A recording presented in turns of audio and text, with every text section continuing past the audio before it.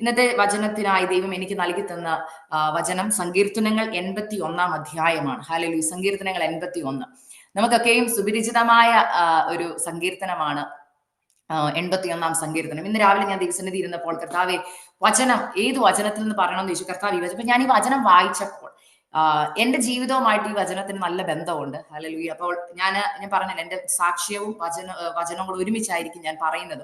കാരണം ഞാൻ ഇപ്പോഴും എന്റെ ജീവിതത്തിൽ ഞാൻ പഠിച്ചൊരു കാര്യമാണ്, ഈ നമ്മള് ദൈവദാസന്മാരൊക്കെ വചനങ്ങൾ പറയുമ്പോൾ എനിക്ക് ഇഷ്ടമാണ് വചനം കേൾക്കാൻ. എന്നാൽ ആ ദൈവദാസന്മാർ അവരുടെ അനുഭവങ്ങളും കൂടെ കൂട്ടി പറയുമ്പോഴേ എനിക്ക് കുറച്ചും കൂടെ ഇഷ്ടം. കാരണം പ്രസംഗിക്കാൻ എളുപ്പമാണ്, നമുക്ക് ഒരു പ്രസംഗം തയ്യാറാക്കാൻ, പ്രത്യേകിച്ച് ഇന്ന് AI ഒക്കെ കാലഘട്ടം അല്ലെ. ഒരു പ്രസംഗം അങ്ങോട്ട് കൊടുത്താൽ നല്ല വൃത്തിക്ക് ഒരു മെസ്സേജ് ഒക്കെ നമുക്ക് കൈ കിട്ടും. പക്ഷേ മെസ്സേജിനകത്തല്ല കാര്യം, പകരം അത് അവരുടെ അനുഭവത്തിൽ എന്തായിരുന്നു അത് ചെയ്തതെന്ന് കേൾക്കുമ്പോൾ നമുക്ക് ഭയങ്കര സന്തോഷമാണ്. ഞാൻ എന്റെ ചെറിയ പ്രായത്തിൽ ഓർത്തിട്ടുണ്ട്, കർത്താവ് ലാസറിനെ ഉയർപ്പിച്ചു, അല്ലെങ്കിൽ കുരുടന് കാഴ്ച കൊടുത്തു എന്നൊക്കെ. അപ്പൊ ഞാൻ പലപ്പോഴും ഓർത്തിട്ടുണ്ട്, കർത്താവ് ഇന്നും കർത്താവ് അതൊക്കെ ചെയ്യുമോ? ഹല്ലേലൂയ. എന്നാൽ ചെയ്യുമെന്ന് എന്റെ ജീവിതത്തിന്റെ എക്സ്പീരിയൻസിൽ നിന്ന് ഞാൻ കണ്ടിട്ടുണ്ട്. അങ്ങനെ കണ്ടപ്പോൾ എനിക്ക് ഈ കർത്താവിനെ വിശ്വാസം വർദ്ധിക്കാനിടയായി തന്നു. അതുകൊണ്ട് നമുക്ക് ഈ ദിവസങ്ങളിൽ ദൈവസന്നിധിയിൽ ഒന്ന് പ്രാർത്ഥിക്കാം. കർത്താവ് എന്റെ ജീവിതത്തിൽ ഈ വചനമൊക്കെ ഒന്ന് അനുഭവമായിരുന്നെങ്കിൽ നന്നായിരുന്നു എന്ന് നമുക്കൊന്ന് പ്രാർത്ഥിക്കാം. അങ്ങനെ ഈ വചനത്തിലേക്ക് നമ്മൾക്ക് വരുമ്പോൾ അവിടെ എഴുതിയിരിക്കുന്ന ഇങ്ങനെയാണ്: നമ്മുടെ ബലമായ ദൈവത്തിന് ഘോഷിപ്പിൻ, യാക്കോബിന്റെ ദൈവത്തിന് ആർപ്പിടുവേൻ.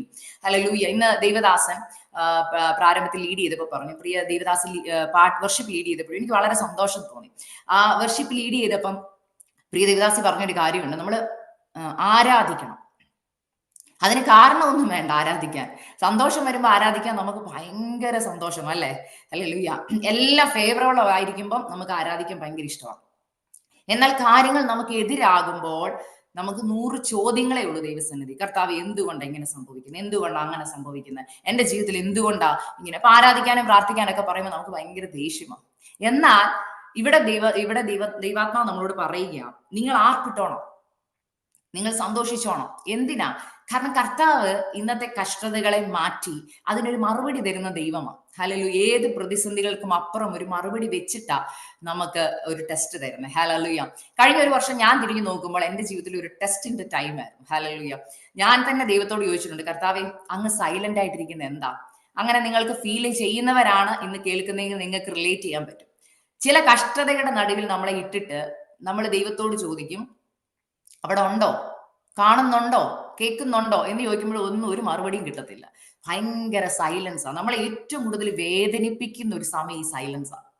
ദൈവം എന്നോട് എന്തെങ്കിലും ഒന്ന് പറ, ഞാൻ ഈ കഷ്ടതയിൽ കൂടെ പോകുന്നതിന്റെ റീസൺ എന്തെങ്കിലും എന്നോടൊന്ന് പറയുവാണെങ്കിൽ എനിക്കൊരു സമാധാനമുണ്ട്. പക്ഷെ ഇതൊന്നും മിണ്ടാതിരിക്കുമ്പോൾ കർത്താവ് ഇത് എന്തോ.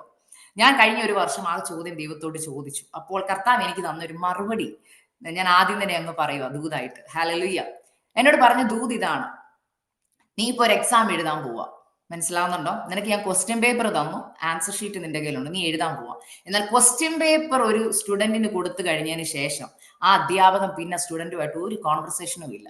ഒരു ടൈം ഉണ്ട്, ആ ടൈമിൽ എക്സാം എഴുതി തീരുന്നിടം വരെ. നിങ്ങൾ ശ്രദ്ധിച്ചിട്ടുണ്ടോ? ഞാനൊരു അധ്യാപികയായിരുന്നു ഒരു 8 വർഷക്കാലം. അതുകൊണ്ട് എനിക്കറിയാം, നമ്മൾക്ക് എത്ര ഇഷ്ടമുള്ള സ്റ്റുഡന്റ് ആ ക്ലാസ്സിൽ ഉണ്ടെങ്കിലും, നമ്മൾക്ക് ഭയങ്കര ഫേവർ ഉള്ള സ്റ്റുഡന്റ് ഉണ്ടെങ്കിലും, ആ സ്റ്റുഡന്റ് അറിയാത്ത ക്വസ്റ്റ്യൻ ഒക്കെ കാണും. എനിക്ക് എക്സ്പീരിയൻസ് ഉണ്ട്. ഞാൻ നഴ്സിംഗ് പഠിപ്പിക്കുമ്പോൾ ഈ ചില പിള്ളേരൊക്കെ ഉണ്ട്, ഞാൻ പഠിപ്പിച്ച ടോപ്പിക്കിന് ക്വസ്റ്റ്യൻ വന്നെങ്കിൽ ആ ക്വസ്റ്റ്യനെ ഇങ്ങനെ നോക്കിയിട്ട് എന്നെ ഇങ്ങനെ ഒന്ന് നോക്കും, എന്ന് വെച്ചാൽ വല്ല ക്ലൂ ഉണ്ടോ ഒന്ന് പറഞ്ഞു തരാമോ എന്നുള്ള രീതിയിലാണ്. പക്ഷെ നമുക്കൊരു പ്രോട്ടോകോൾ ഉണ്ട്, നമുക്ക് പറഞ്ഞു കൊടുക്കാൻ ഒരു നിർവാഹവും ഇല്ല. മനസ്സിലായോ? എക്സാം തുടങ്ങുന്ന ടൈം തൊട്ട് തീരുന്ന ബെല്ലടിക്കുന്ന ടൈം വരെ ഒരു അധ്യാപികയ്ക്ക് അല്ലെങ്കിൽ ഒരു അധ്യാപകന് ആ ക്ലാസ്സിൽ സംസാരിക്കാൻ അനുവാദമില്ല. അത് ഇതുപോലെ കർത്താവ് ടെസ്റ്റ് പേപ്പറിനുള്ള ക്വസ്റ്റ്യൻ പേപ്പർ നമ്മുടെ തന്ന ആൻസർ ഷീറ്റ് നമ്മൾ എഴുതണം. 2, അവിടെ പിന്നെ ദൈവം മിണ്ടത്തില്ല. ദൈവം മിണ്ടുന്ന എപ്പോഴാണെന്നറിയോ? ക്വസ്റ്റ്യൻ പേപ്പർ ഒക്കെ കറക്റ്റ് ചെയ്ത് കഴിഞ്ഞ് ടീച്ചേഴ്സ് വന്ന് മിണ്ടുന്ന കണ്ടിട്ടുണ്ടോ? നന്നായിട്ട് പെർഫോം ചെയ്തെന്ന് ചിലപ്പോൾ പറയും, ചിലപ്പോൾ പറയും ഇത് ഇവിടെ ഇന്നതായിരുന്നു ആൻസർ, പക്ഷെ നീ ഇങ്ങനെ എഴുതി. നമ്മുടെ കുറവുകളൊക്കെ നമുക്ക് പറഞ്ഞു തരും ഇല്ലേ? ഇതുപോലെ കർത്താവ് മൗനമായിട്ട് ഇരിക്കുന്നുണ്ടെങ്കിൽ ഓർത്തോ, ടെസ്റ്റ് എഴുതിക്കൊണ്ടിരിക്കുക നിങ്ങൾ. ആ ടെസ്റ്റിന്റെ സമയത്ത് ദൈവം മിണ്ടത്തില്ല, ദൈവം മിണ്ടത്തില്ല. പക്ഷെ അതിന്റെ അർത്ഥം നിങ്ങൾ ഫെയിൽ ആയി പോകുമെന്നുള്ളതല്ല, കർത്താവിന്റെ സാന്നിധ്യം കൂടിയുണ്ട്. ആ ഹോളിൽ നിന്ന് ഏതെങ്കിലും അധ്യാപകർ ഇറങ്ങി പോകുന്ന കണ്ടിട്ടുണ്ടോ ക്വസ്റ്റ്യൻ പേപ്പർ തന്നിട്ട്? ഇല്ലല്ലേ? ഇടയ്ക്ക് കണ്ടിട്ടുണ്ടോ അധ്യാപകര് എക്സാം എഴുതുന്നതിന്റെ ഇടയ്ക്ക് നമ്മുടെ അടുത്തൊന്ന് വന്ന് നിൽക്കും അല്ലേ? നമ്മൾ എഴുതുന്നത് കറക്റ്റ് ആണോ എന്ന് അടുത്ത് വന്ന് നിൽക്കും. അപ്പൊ ചിലർക്കൊരു വെപ്രാളമുണ്ട്. കാരണം ഈ അധ്യാപകൻ പഠിപ്പിച്ച ടോപ്പിക് ആണെങ്കിൽ എഴുതുന്നത് കറക്റ്റ് ആണോ എന്ന് ഈ അധ്യാപകൻ അറിയാം. അപ്പൊ നമ്മളൊന്ന് പേടിച്ച് ഇങ്ങനെ നോക്കിയൊക്കെ എക്സാം എഴുതുന്ന എക്സ്പീരിയൻസ് ഉണ്ട്, എനിക്കുണ്ട് ഈ എക്സ്പീരിയൻസ് ഒക്കെ. ടീച്ചേഴ്സ് അടുത്ത് വരുമ്പോൾ ഒരു പേടിയൊക്കെ ഉണ്ട് അല്ലേ? ഇതുപോലെ കർത്താവ് ചില സമയത്തൊക്കെ നമ്മുടെ അടുക്കിലൊക്കെ ഒന്ന് വന്ന് നിൽക്കും. ചില സമയത്ത് നമുക്ക് ഒന്നും ഫീൽ ചെയ്യുന്നില്ല. കർത്താവ് ഒരു ആൻസറും പറയാതിരിക്കുമ്പോൾ അതിന്റെ അർത്ഥം കർത്താവ് നിങ്ങളെ ത്യജിച്ചു അല്ലെങ്കിൽ കളഞ്ഞു തള്ളിക്കളഞ്ഞു എന്നുള്ളതല്ല. കർത്താവ് നോക്കുക ഈ പരീക്ഷയിൽ നീ എങ്ങനെയാ പെർഫോം ചെയ്യുന്നത്. ഹല്ലേലൂയ. ആകയാൽ ഈ ദിവസങ്ങളിൽ നിങ്ങൾ പരീക്ഷാ ഘട്ടത്തിൽ കൂടെ കടന്നു പോകുന്നെങ്കിൽ കർത്താവ് എക്സാം ഹോളിന് പുറത്തല്ല, എക്സാം ഹോളിനകത്തുണ്ട്. നിങ്ങളെ വീക്ഷിക്കുന്നുണ്ട്. നിങ്ങൾ എങ്ങനെ ആൻസർ എഴുതുന്നു നോക്കിക്കൊണ്ടിരിക്കുക. നമ്മൾ ചെയ്യേണ്ട ഒരു കാര്യം, നിങ്ങളെ ഏൽപ്പിച്ച ടെസ്റ്റ് വൃത്തിക്ക് കർത്താവുമായിട്ടുള്ള ബന്ധത്തിൽ അത് എഴുതി തീർക്കാൻ നോക്കണം. മനസ്സിലായോ? അതെങ്ങനെ എഴുതാൻ പറ്റുന്നെന്നുള്ളതാണ് ഇന്ന് വചനത്തിൽ കൂടെ ഞാൻ പറഞ്ഞു തരാൻ ആഗ്രഹിക്കുന്നത്. എന്റെ ജീവിതത്തിൽ അത് എങ്ങനെയായി തീർന്നു എന്ന് ഞാൻ എന്റെ സാക്ഷ്യത്തിൽ കൂടെ പറയാം. ദൈവമക്കളെ, ദൈവസന്നിധിയിൽ നമ്മൾ ആയിരിക്കുമ്പോൾ നമ്മൾ മനസ്സിലാക്കേണ്ട ഏറ്റവും വലിയൊരു കാര്യം, കർത്താവ് നമ്മുടെ ജീവിതത്തിൽ ചെയ്യുന്ന എല്ലാം നന്മയ്ക്കാം. എല്ലാം നന്മയ്ക്കാം. ചില വാക്തത്വങ്ങളും ഡിലേ ആകുന്നതിനും അതിന്റെ പിൻപിൽ ഒരു നന്മയുണ്ട്. നമുക്ക് പലപ്പോഴും അത് കാണാൻ കഴിയത്തില്ല. എന്നാൽ ചില വാക്തത്വങ്ങൾ വർഷങ്ങൾക്ക് മുമ്പ് നമുക്ക് നൽകി തരുമ്പോൾ ഇത് എപ്പം നടക്കുമെന്നും അറിയത്തില്ല. പക്ഷെ നമ്മൾ കണ്ണടച്ച് മുമ്പോട്ട് പോവുക, അല്ലെ? അപ്പോൾ ഈ വാക്തത്വമായിട്ട് നിങ്ങൾ മുന്നോട്ട് പോകുമ്പോൾ ദൈവത്തിനെ എങ്ങനെ നമ്മൾ സമീപിക്കണം, എങ്ങനെ വാക്തത്വ നിവർത്തീകരണം പ്രാപിക്കണം. ഞാൻ പറഞ്ഞല്ലോ, ചിലപ്പോൾ അത് നിങ്ങൾ ഭൗതികമായ രീതി തന്നെ എടുക്കരുത്. ഞാൻ നിങ്ങളുടെ ആത്മീയ ജീവിതത്തെ കൂടെ കൂട്ടിയാ പറയുന്നത്. പലപ്പോഴും നമ്മൾ പ്രാർത്ഥനകൾക്ക് ഇരിക്കുന്ന നമ്മുടെ ഭൗതിക നന്മകളാണ് നമ്മുടെ ഏറ്റവും വലിയ ആവശ്യം. എന്നാൽ ആദ്യം തന്നെ നമ്മുടെ ഹൃദയത്തിന്റെ അവസ്ഥകൾ നമ്മളൊന്ന് ചിന്തിക്കണം. കർത്താവെ, ചില നന്മകൾ ദൈവം ഡിലേ ചെയ്യുന്നത് നിങ്ങൾ ആകേണ്ടതുപോലെ ദൈവസന്നിധിയിൽ ആകാത്തത് കൊണ്ടാണ്. മനസ്സിലായോ? ചിലര് ദൈവസന്നിധി വരുന്ന ഭൗതിക നന്മയ്ക്ക് വേണ്ടി മാത്രമാണ്. ഭൗതിക നന്മ കിട്ടിക്കഴിഞ്ഞാൽ ചിലപ്പോൾ മക്കളുടെ വിവാഹമായിരിക്കാം, മക്കളുടെ പഠനമായിരിക്കാം, അല്ലെങ്കിൽ സാമ്പത്തിക നന്മകളായിരിക്കാം, എന്തെങ്കിലുമൊക്കെ കടമായിരിക്കാം, എന്തെങ്കിലുമൊക്കെ ആയിരിക്കാം. അത് കിട്ടിക്കഴിഞ്ഞു കഴിഞ്ഞാൽ നമ്മുടെ തല മാറും. പിന്നെ നമുക്ക് കർത്താവിനെ വേണ്ട, കുറച്ച് നാളത്തേക്കിന് പിന്നെ നമ്മുടെ ഇഷ്ടമാണ്. കർത്താവിന് അത് അറിയാം. അപ്പൊ എന്ത് ചെയ്യുന്നത്? ചില വാക്തത്വങ്ങൾ കർത്താവ് ഉടനെ അങ്ങോട്ട് തരത്തില്ല. കുറച്ച് കഷ്ടതയെ കൂടെ കടത്തി വിട്ട് അതെങ്ങനെ നമ്മൾ പറഞ്ഞല്ലോ, കഷ്ടപ്പെട്ട് അധ്വാനിച്ച് ഒരു കാര്യം നേടുന്നതും വെറുതെ കിട്ടുന്നതും തമ്മിൽ വ്യത്യാസമുണ്ട്. ഇതുപോലെ നമ്മുടെ ജീവിതത്തിൽ ചിലത് ദൈവം അങ്ങനെ പെട്ടെന്ന് അങ്ങോട്ട് തരത്തില്ല. അത് എന്തിനു കൊണ്ടെന്ന് ചോദിച്ചു കഴിഞ്ഞാൽ അതിന്റെ വില പഠിപ്പിക്കാണ്. ഹല്ലേലൂയ. ആകയാൽ ഈ വചനത്തിൽ പരിശുദ്ധാത്മാവ് നിങ്ങളോട് സംസാരിക്കാൻ ആഗ്രഹിക്കുന്ന ഒരു കാര്യം, അതിന്റെ മൂന്നാം വാക്യത്തിൽ ഇങ്ങനെ പറയുന്നുണ്ട്: അമാവാസിയിലും നമ്മുടെ ഉത്സവ ദിവസമായി പൗർണമാസിയിലും കാഹളം ഊതുവീൻ. ഇത് ഇസ്രായേലിന് ഒരു ചട്ടവും യാക്കോബിൻ ദൈവത്തിന്റെ ഒരു പ്രമാണവുമാകുന്നു. ദൈവം നമുക്ക് തന്നൊരു പ്രമാണമുണ്ട്. എന്താണെന്നറിയാമോ? നമ്മൾ എപ്പോഴും കാഹളം ഊതുന്നവരായിരിക്കും. എന്ന് വെച്ചാൽ എന്താ? കാഹളം ഇസ്രായേൽ ജനങ്ങൾ ഊതിയിരുന്ന പല കാര്യങ്ങൾക്ക് വേണ്ടി. ഒന്ന്, യുദ്ധത്തിന് വേണ്ടി എടുപ്പിക്കാൻ ജനത്തെ, അതിന് കാഹളം ഊതും. രണ്ട്, ജയം കിട്ടിക്കഴിയുമ്പോൾ കാഹളം ഊതും, ജയത്തിന്റെ കാഹളം, ഇല്ലേ? പിന്നെ യുദ്ധത്തിന് വേണ്ടി അല്ലെങ്കിൽ ഒരു കാര്യം അറിയിക്കാൻ വേണ്ടി തന്റെ ജനത്തെ കൂട്ടി വരുത്തുമ്പോൾ, മോശ ജനത്തെ പാളയത്തിൽ നിന്ന് കൂട്ടി വരുത്തുമ്പോൾ കാഹളം ഊതും. ഇങ്ങനെ പല പർപ്പസ് ഉണ്ട് കാഹളം ഊതാൻ. പുതിയ നിയമസഭയ്ക്ക് നമുക്കും ദൈവം കാഹളം ഊതാൻ പറഞ്ഞിട്ടുണ്ട്. എന്താണെന്നറിയോ? നമ്മൾ ഉറക്ക ദൈവത്തെ സ്തുതിക്കുന്നതും ആരാധിക്കുന്നതും നമുക്ക് പുതിയ നിയമസഭയ്ക്ക് തന്നിരിക്കുന്ന കാഹളം. അത് എപ്പോഴൊക്കെ ഊതണോന്ന കർത്താവ് പറഞ്ഞിരിക്കുന്നതെന്നറിയാമോ? സന്തോഷമുള്ളപ്പോഴല്ല, സൂം മീറ്റിംഗിൽ ഒരാൾ വർഷിപ്പ് ലീഡ് ചെയ്യുമ്പോൾ കൂടെ ആരാധിക്കുന്നതല്ല. പകരം അമാവാസിയിലും പൗർണമാസിയിലും എല്ലാ സമയത്തും നമ്മൾ കാഹളം ഊതണം. എങ്ങനെയാ? സന്തോഷം വരുമ്പോഴും നിങ്ങൾ ആരാധിക്കണം, ദുഃഖം വരുമ്പോഴും ആരാധിക്കണം. സിസ്റ്ററെ, അത് ഇച്ചിരി പാടാ. കഷ്ടത വരും, എനിക്ക് ആരാധിക്കാൻ പോയിട്ട് സ്തോത്രം പോലും എന്റെ വായി വരത്തില്ല. ശരിയാ, വരത്തില്ല. പക്ഷെ കർത്താവ് എന്താ ചെയ്യുന്നറിയോ? ആ കഷ്ടതയെ സ്തോത്രം പറയിപ്പിക്കാൻ പഠിപ്പിക്കും നമ്മളെ. ഹല്ലേലൂയ. നമ്മൾ പാട്ടൊക്കെ പാടും, കഷ്ടതയിലും പാടുവാൻ, നഷ്ടം അതിൽ കൊണ്ട് ആടുവാൻ എന്നൊക്കെ പാട്ട് പാടും. പക്ഷെ ശരിക്കും നമ്മുടെ ജീവിതത്തിൽ നഷ്ടം വരുമ്പോൾ നമുക്ക് പാട്ട് പാടാൻ പറ്റുമോ? കഷ്ടത വരുമ്പോൾ പാട്ട് പാടാൻ പറ്റുമോ? നമുക്ക് 100 ചോദ്യങ്ങളില്ലേ ദൈവസന്നിധി. എന്ന കർത്താവ് പറയുക, കാഹളം ഊതേണ്ട സമയത്ത് നിങ്ങൾ കാഹളം ഊതണം. ഹല്ലേലൂയ. കഷ്ടതയുടെ ഏറ്റവും കൊടിയ സമയത്താണ് നിങ്ങൾ നിൽക്കുന്നതെങ്കിലും അപ്പോഴും നിങ്ങൾ ആരാധിക്കാൻ മടി കാണിക്കരുത്. ഹല്ലേലൂയ. എന്തിനാ ആരാധിക്കുന്നത് അറിയോ? ബിക്കോസ് അവൻ ആരാധനയ്ക്ക് യോഗ്യനായതുകൊണ്ടാണ്. കർത്താവ് വിക്ടറി തരുമെന്ന് ഉറപ്പുണ്ടാവണം. കാഹളം ഊതുന്ന 3 തരത്തിൽ ഞാൻ പറഞ്ഞല്ലോ. ഒന്ന്, യുദ്ധത്തിന് വേണ്ടി പുറപ്പെടുമ്പോൾ കാഹളം ഊതും. 2, വിക്ടറി കിട്ടിക്കഴിഞ്ഞ് കാഹളം ഊതും. ഹല്ലേലൂയ. നമുക്ക് നമ്മുടെ ആരാധന, ഹല്ലേലൂയ, യുദ്ധത്തിന് വേണ്ടി പുറപ്പെടുന്നത് പോലെ നമ്മൾ ആരാധിക്കണം. അതായത് ചില വിഷയങ്ങൾ നമുക്കറിയാം, ഇതൊരു ശത്രുവിന്റെ പോരാണ്, ശത്രു നമ്മളെ വളഞ്ഞിരിക്കുകയാണ്, ശത്രു നമ്മളെ പല രീതിയിൽ, ഹല്ലേലൂയ, എന്താ പറയുക, പോരാടുവാണ്, ശത്രുവിന്റെ തന്ത്രങ്ങളുടെ നടുവിലാണ് നിങ്ങൾ ആയിരിക്കും. നിങ്ങൾ മനസ്സിലാക്കുമ്പോൾ നിങ്ങൾ ആത്മാവിൽ ആരാധിച്ചോണം, ശക്തമായിട്ട് കാഹളം ഊതിക്കണം. അങ്ങനെ ഊതുമ്പോൾ എന്ത് പറ്റുന്നറിയോ? നിങ്ങൾക്ക് ശത്രുവിന്റെ മേൽ ദൈവം ജയം നൽകി തരും. ഹല്ലേലൂയ. ഇങ്ങനെ ജയം നമ്മൾക്ക് ലഭിക്കുമ്പോൾ നമ്മൾക്ക് ദൈവം ചെയ്യുന്ന ഒരു കാര്യം, നമ്മൾ ആരാധിക്കുമ്പോൾ കിട്ടുന്ന ഒരു അനുഗ്രഹം അവിടെ പറഞ്ഞിട്ടുണ്ട്. അതിന്റെ 6-ാം വാക്യത്തിൽ എന്താണെന്നറിയോ? ഞാൻ അവന്റെ തോളിൽ നിന്ന് ചുമട് നീക്കി, അവന്റെ കൈകൾ കുട്ട വിട്ടൊഴിഞ്ഞു. ഹല്ലേലൂയ. നമ്മുടെ ചുമടിനെ ദൈവം അങ്ങ് മാറ്റും. എന്തോ ഈ ചുമട്? ഇന്ന് ഇവിടെ മീറ്റിംഗ് വന്നിരിക്കുന്ന ആരെങ്കിലും പറയാൻ പറ്റുമോ എനിക്ക് ഒരു ചുമടും ഇല്ല സിസ്റ്റർ, എനിക്ക് ഒരു വിഷയവും ഇല്ല എന്ന് പറയാൻ പറ്റുമോ? ആർക്കെങ്കിലും എന്തെങ്കിലുമൊക്കെ വിഷയങ്ങൾ കാണും ഇല്ലേ? എന്നാൽ ഈ വിഷയങ്ങളുമായി നിങ്ങൾ ദൈവസന്നിധിയിൽ ഇരിക്കുമ്പോൾ നമുക്ക് പറയാൻ കഴിയുന്ന ഒരു കാര്യമുണ്ട്. ആരാധിക്കുമ്പോൾ ഈ ചുമടുകൾ ഒക്കെയും കർത്താവ് മാറ്റിത്തരും. മനസ്സിലാവുന്നുണ്ടോ? നമ്മൾ ഈ ചുമട് കയ്യിലിരിക്കുമ്പോൾ നിങ്ങൾക്കറിയാം എങ്ങനെയായിരിക്കും നിങ്ങളുടെ മുന്നോട്ടുള്ള യാത്ര. തോളെ ചുമടിരിക്കുക, ഇത്ര ഭാരമുള്ള ഒരു ചുമടും വെച്ചുകൊണ്ട് നിങ്ങൾ നടക്കുക, എങ്ങനെ ഇരിക്കും? ഭയങ്കര ബുദ്ധിമുട്ടാണ് മുന്നോട്ട് ഓരോ സ്റ്റെപ്പും എടുത്തു വെക്കാൻ ഇല്ലേ? ചിലരെ കണ്ടിട്ടുണ്ട് വളരെ ദുഃഖത്തിൽ കഷ്ടതയുടെ നെടുവീർപ്പിന് അല്ലെങ്കിൽ മുമ്പോട്ടൊരു ചാൻസ് ഇല്ലാതിരിക്കുമ്പം നമ്മൾ അവരോട് പറയാ, സിസ്റ്ററെ ഒന്ന് പ്രാർത്ഥിക്കാമോ, ഒന്ന് പാടാമോ, ഒരു പാട്ട് പാടാമോ സൂമി കയറി? ഓ പാസ്റ്റർ എന്നെ കൊണ്ട് പറ്റത്തില്ല പാസ്റ്റർ, എനിക്ക് ഒരു വാക്ക് പോലും ഇപ്പൊ വാഗുണർന്ന് പറയാൻ പറ്റാത്തൊരു സിറ്റുവേഷനില്ല. അതെന്തുവാ? അയ്യോ എന്റെ മോന്റെ കാര്യം ഓർത്ത്, എന്റെ മോടെ കാര്യം ഓർത്തിട്ട്, വീട്ടിലെ കാര്യം ഓർത്തിട്ട്, കടബാധ്യത ഓർത്തിട്ട് പാസ്റ്ററെ എനിക്ക് പറ്റുന്നില്ല പാസ്റ്ററെ. എന്നാൽ ദൈവവൈതലെ ഇന്ന് കർത്താവ് നിങ്ങളോട് ചോദിക്കുക, ചുമട് തോളിലിരിക്കുമ്പോഴും നിനക്ക് ദൈവത്തെ ഒന്ന് ആരാധിക്കാൻ, ദൈവത്തെ സ്തുതിക്കാൻ നിങ്ങളൊന്ന് മനസ്സ് വെച്ച കർത്താവ് പറയുക, ആ ഫസ്റ്റ് സ്റ്റെപ്പ് ചെയ്യുമ്പോൾ കർത്താവ് നിങ്ങളുടെ തോളിൽ നിന്ന് ചുമടിനെ നീക്കിത്തരും. രണ്ട് പറയും, അവന്റെ കൈകൾ കുട്ട വിട്ടൊഴിഞ്ഞു.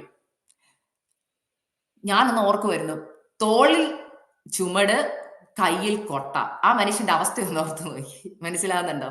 ചിലരുടെ തോളിൽ നിന്ന് കൊട്ട വിട്ട് ചുമട് മാറ്റിയാലും ചിലരുണ്ട്, കർത്താവ് ഇനിയുണ്ട് കേട്ടോ പ്രശ്നം, ഞാൻ അത് പറയാൻ മറന്നുപോയി, തോളിലല്ലേ മാറ്റിയുള്ളൂ, ഇനി കയ്യിൽ വേറെ എക്സ്ട്രാ ഉണ്ട് കേട്ടോ എന്ന് പറഞ്ഞ് നടക്കുന്നവരുണ്ട്. കർത്താവ് പറയാ, ആരാധിച്ചാൽ ഇത് രണ്ടും ഒഴിയും. മനസ്സിലാവുന്നുണ്ടോ? അതിനെ കർത്താവ് നമ്മളോട് കൈ അടിച്ച് ആരാധിക്കാൻ പറയുന്നു. മനസ്സിലാവുന്നുണ്ടോ? കൈ അടിച്ച് ആരാധിച്ചാൽ തന്നെ നമുക്കൊരു വിടുതല. ഞാനത് എക്സ്പീരിയൻസ് ചെയ്ത വ്യക്തി, അതുകൊണ്ടാണ് ഞാൻ ഈ പറയുന്നത്. എന്റെ മമ്മി എപ്പോഴും പറയും, മോനെ ആത്മാവിൽ ആരാധിച്ചോണം, ആത്മാവിൽ പ്രാർത്ഥിച്ചോണം. കഴിഞ്ഞ എന്റെ പ്രഗ്നൻസിയുടെ ഹോൾ ജേർണിയിൽ ഞാൻ ചെയ്ത ഒരു കാര്യമാണ്. എന്നെ ദൈവം അങ്ങനെ ഒരു ട്രെയിനിങ്ങിലേക്ക് നയിക്കുവാൻ ഇടയായിരുന്നു. ഞാനും മടുത്തു പോയ അവസരങ്ങളുണ്ട്, ഇല്ലെന്ന് ഞാൻ പറയത്തില്ല കേട്ടോ. പ്രാർത്ഥിക്കാൻ മടുപ്പ് വന്നു, പ്രാർത്ഥിക്കാൻ പറ്റാത്ത അവസ്ഥ, ഒത്തിരി സങ്കടം, നിരാശയൊക്കെ വന്നു. അപ്പോൾ എന്റെ മമ്മി ഇവിടെ ഉണ്ടായിരുന്നു. അപ്പൊ മമ്മി എന്നോട് പറഞ്ഞൊരു കാര്യം, നോ മോനെ, വിട്ടുകൊടുക്കരുത്, ഇത് പ്രാപിച്ചെടുക്കേണ്ടത് ആരാധിച്ചോണം, ആത്മാവി പ്രാർത്ഥിച്ചോണം, മണിക്കൂറുകൾ ദൈവസന്നിധിയിൽ ഇരുന്നോണം, ജാഗരിച്ചോണം. ഹല്ലേലൂയ. അങ്ങനെ ദൈവസന്നിധിയിൽ ഒരു നമ്മളെ ഒരു എൻകറേജ് ചെയ്യാൻ ഒരു വചനമോ ഒരാളെ കൂടി ദൈവാത്മാവ് പറയുമ്പോൾ ഓർത്തോണം, അതിനകത്തൊരു വിക്ടറി ഉള്ളത് കൊണ്ട്. ഹല്ലേലൂയ. കൈ കൊട്ട വിട്ടൊഴിഞ്ഞാലല്ലേ കാഹളം ഊതാൻ പറ്റത്തുള്ളൂ. ഹല്ലേലൂയ. പക്ഷെ നമ്മൾ പുതിയ നിയമസഭയെ മനസ്സിലാക്കേണ്ട ഒരു കാര്യം, കാഹളം ഊതാൻ നിങ്ങൾ ഹൃദയം കൊണ്ട് തയ്യാറാണെങ്കിൽ കർത്താവ് പറയാ, നിന്റെ കൈകളെ ഞാൻ ബലപ്പെടുത്തിക്കോളാം. നീ കാഹളം എടുക്കാൻ തയ്യാറായ കൈകളെ ഞാൻ ബലപ്പെടുത്തിക്കോളാം. മനസ്സിലാവുന്നുണ്ടോ? ഇവിടെ ഇന്ന് ദൈവാത്മാവ് നിങ്ങളോട് പറയാൻ എനിക്ക് സ്പെസിഫിക് ആയിട്ട് തന്ന ഒരു വചനമുണ്ട് ഇതിനകത്ത്. ആ വചനം ഇതാണ്, 11, 12, 13 വാക്യങ്ങൾ. എന്നാൽ എന്റെ ജനം എന്റെ വാക്ക് കേട്ടനുസരിച്ചില്ല, ഇസ്രായേൽ എന്നെ കൂട്ടാക്കിയതുമില്ല. അതുകൊണ്ട് അവർ സ്വന്തം ആലോചന പ്രകാരം നടക്കേണ്ടതിന് ഞാൻ അവരെ ഹൃദയ കാഠിന്യത്തിന് ഏൽപ്പിച്ചു കൊടുത്തു. അയ്യോ, എന്റെ ജനം എന്റെ വാക്ക് കേൾക്കുകയും ഇസ്രായേൽ എന്റെ വഴികളിൽ നടക്കുകയും ചെയ്തെങ്കിൽ കൊള്ളായിരുന്നു. എന്നാൽ ഞാൻ വേഗത്തിൽ അവരുടെ ശത്രുക്കളെ കീഴടക്കുമായിരുന്നു, അവരുടെ വൈരികളുടെ നേരെ എന്റെ കൈ തിരിക്കുമായിരുന്നു. ഹല്ലേലൂയ.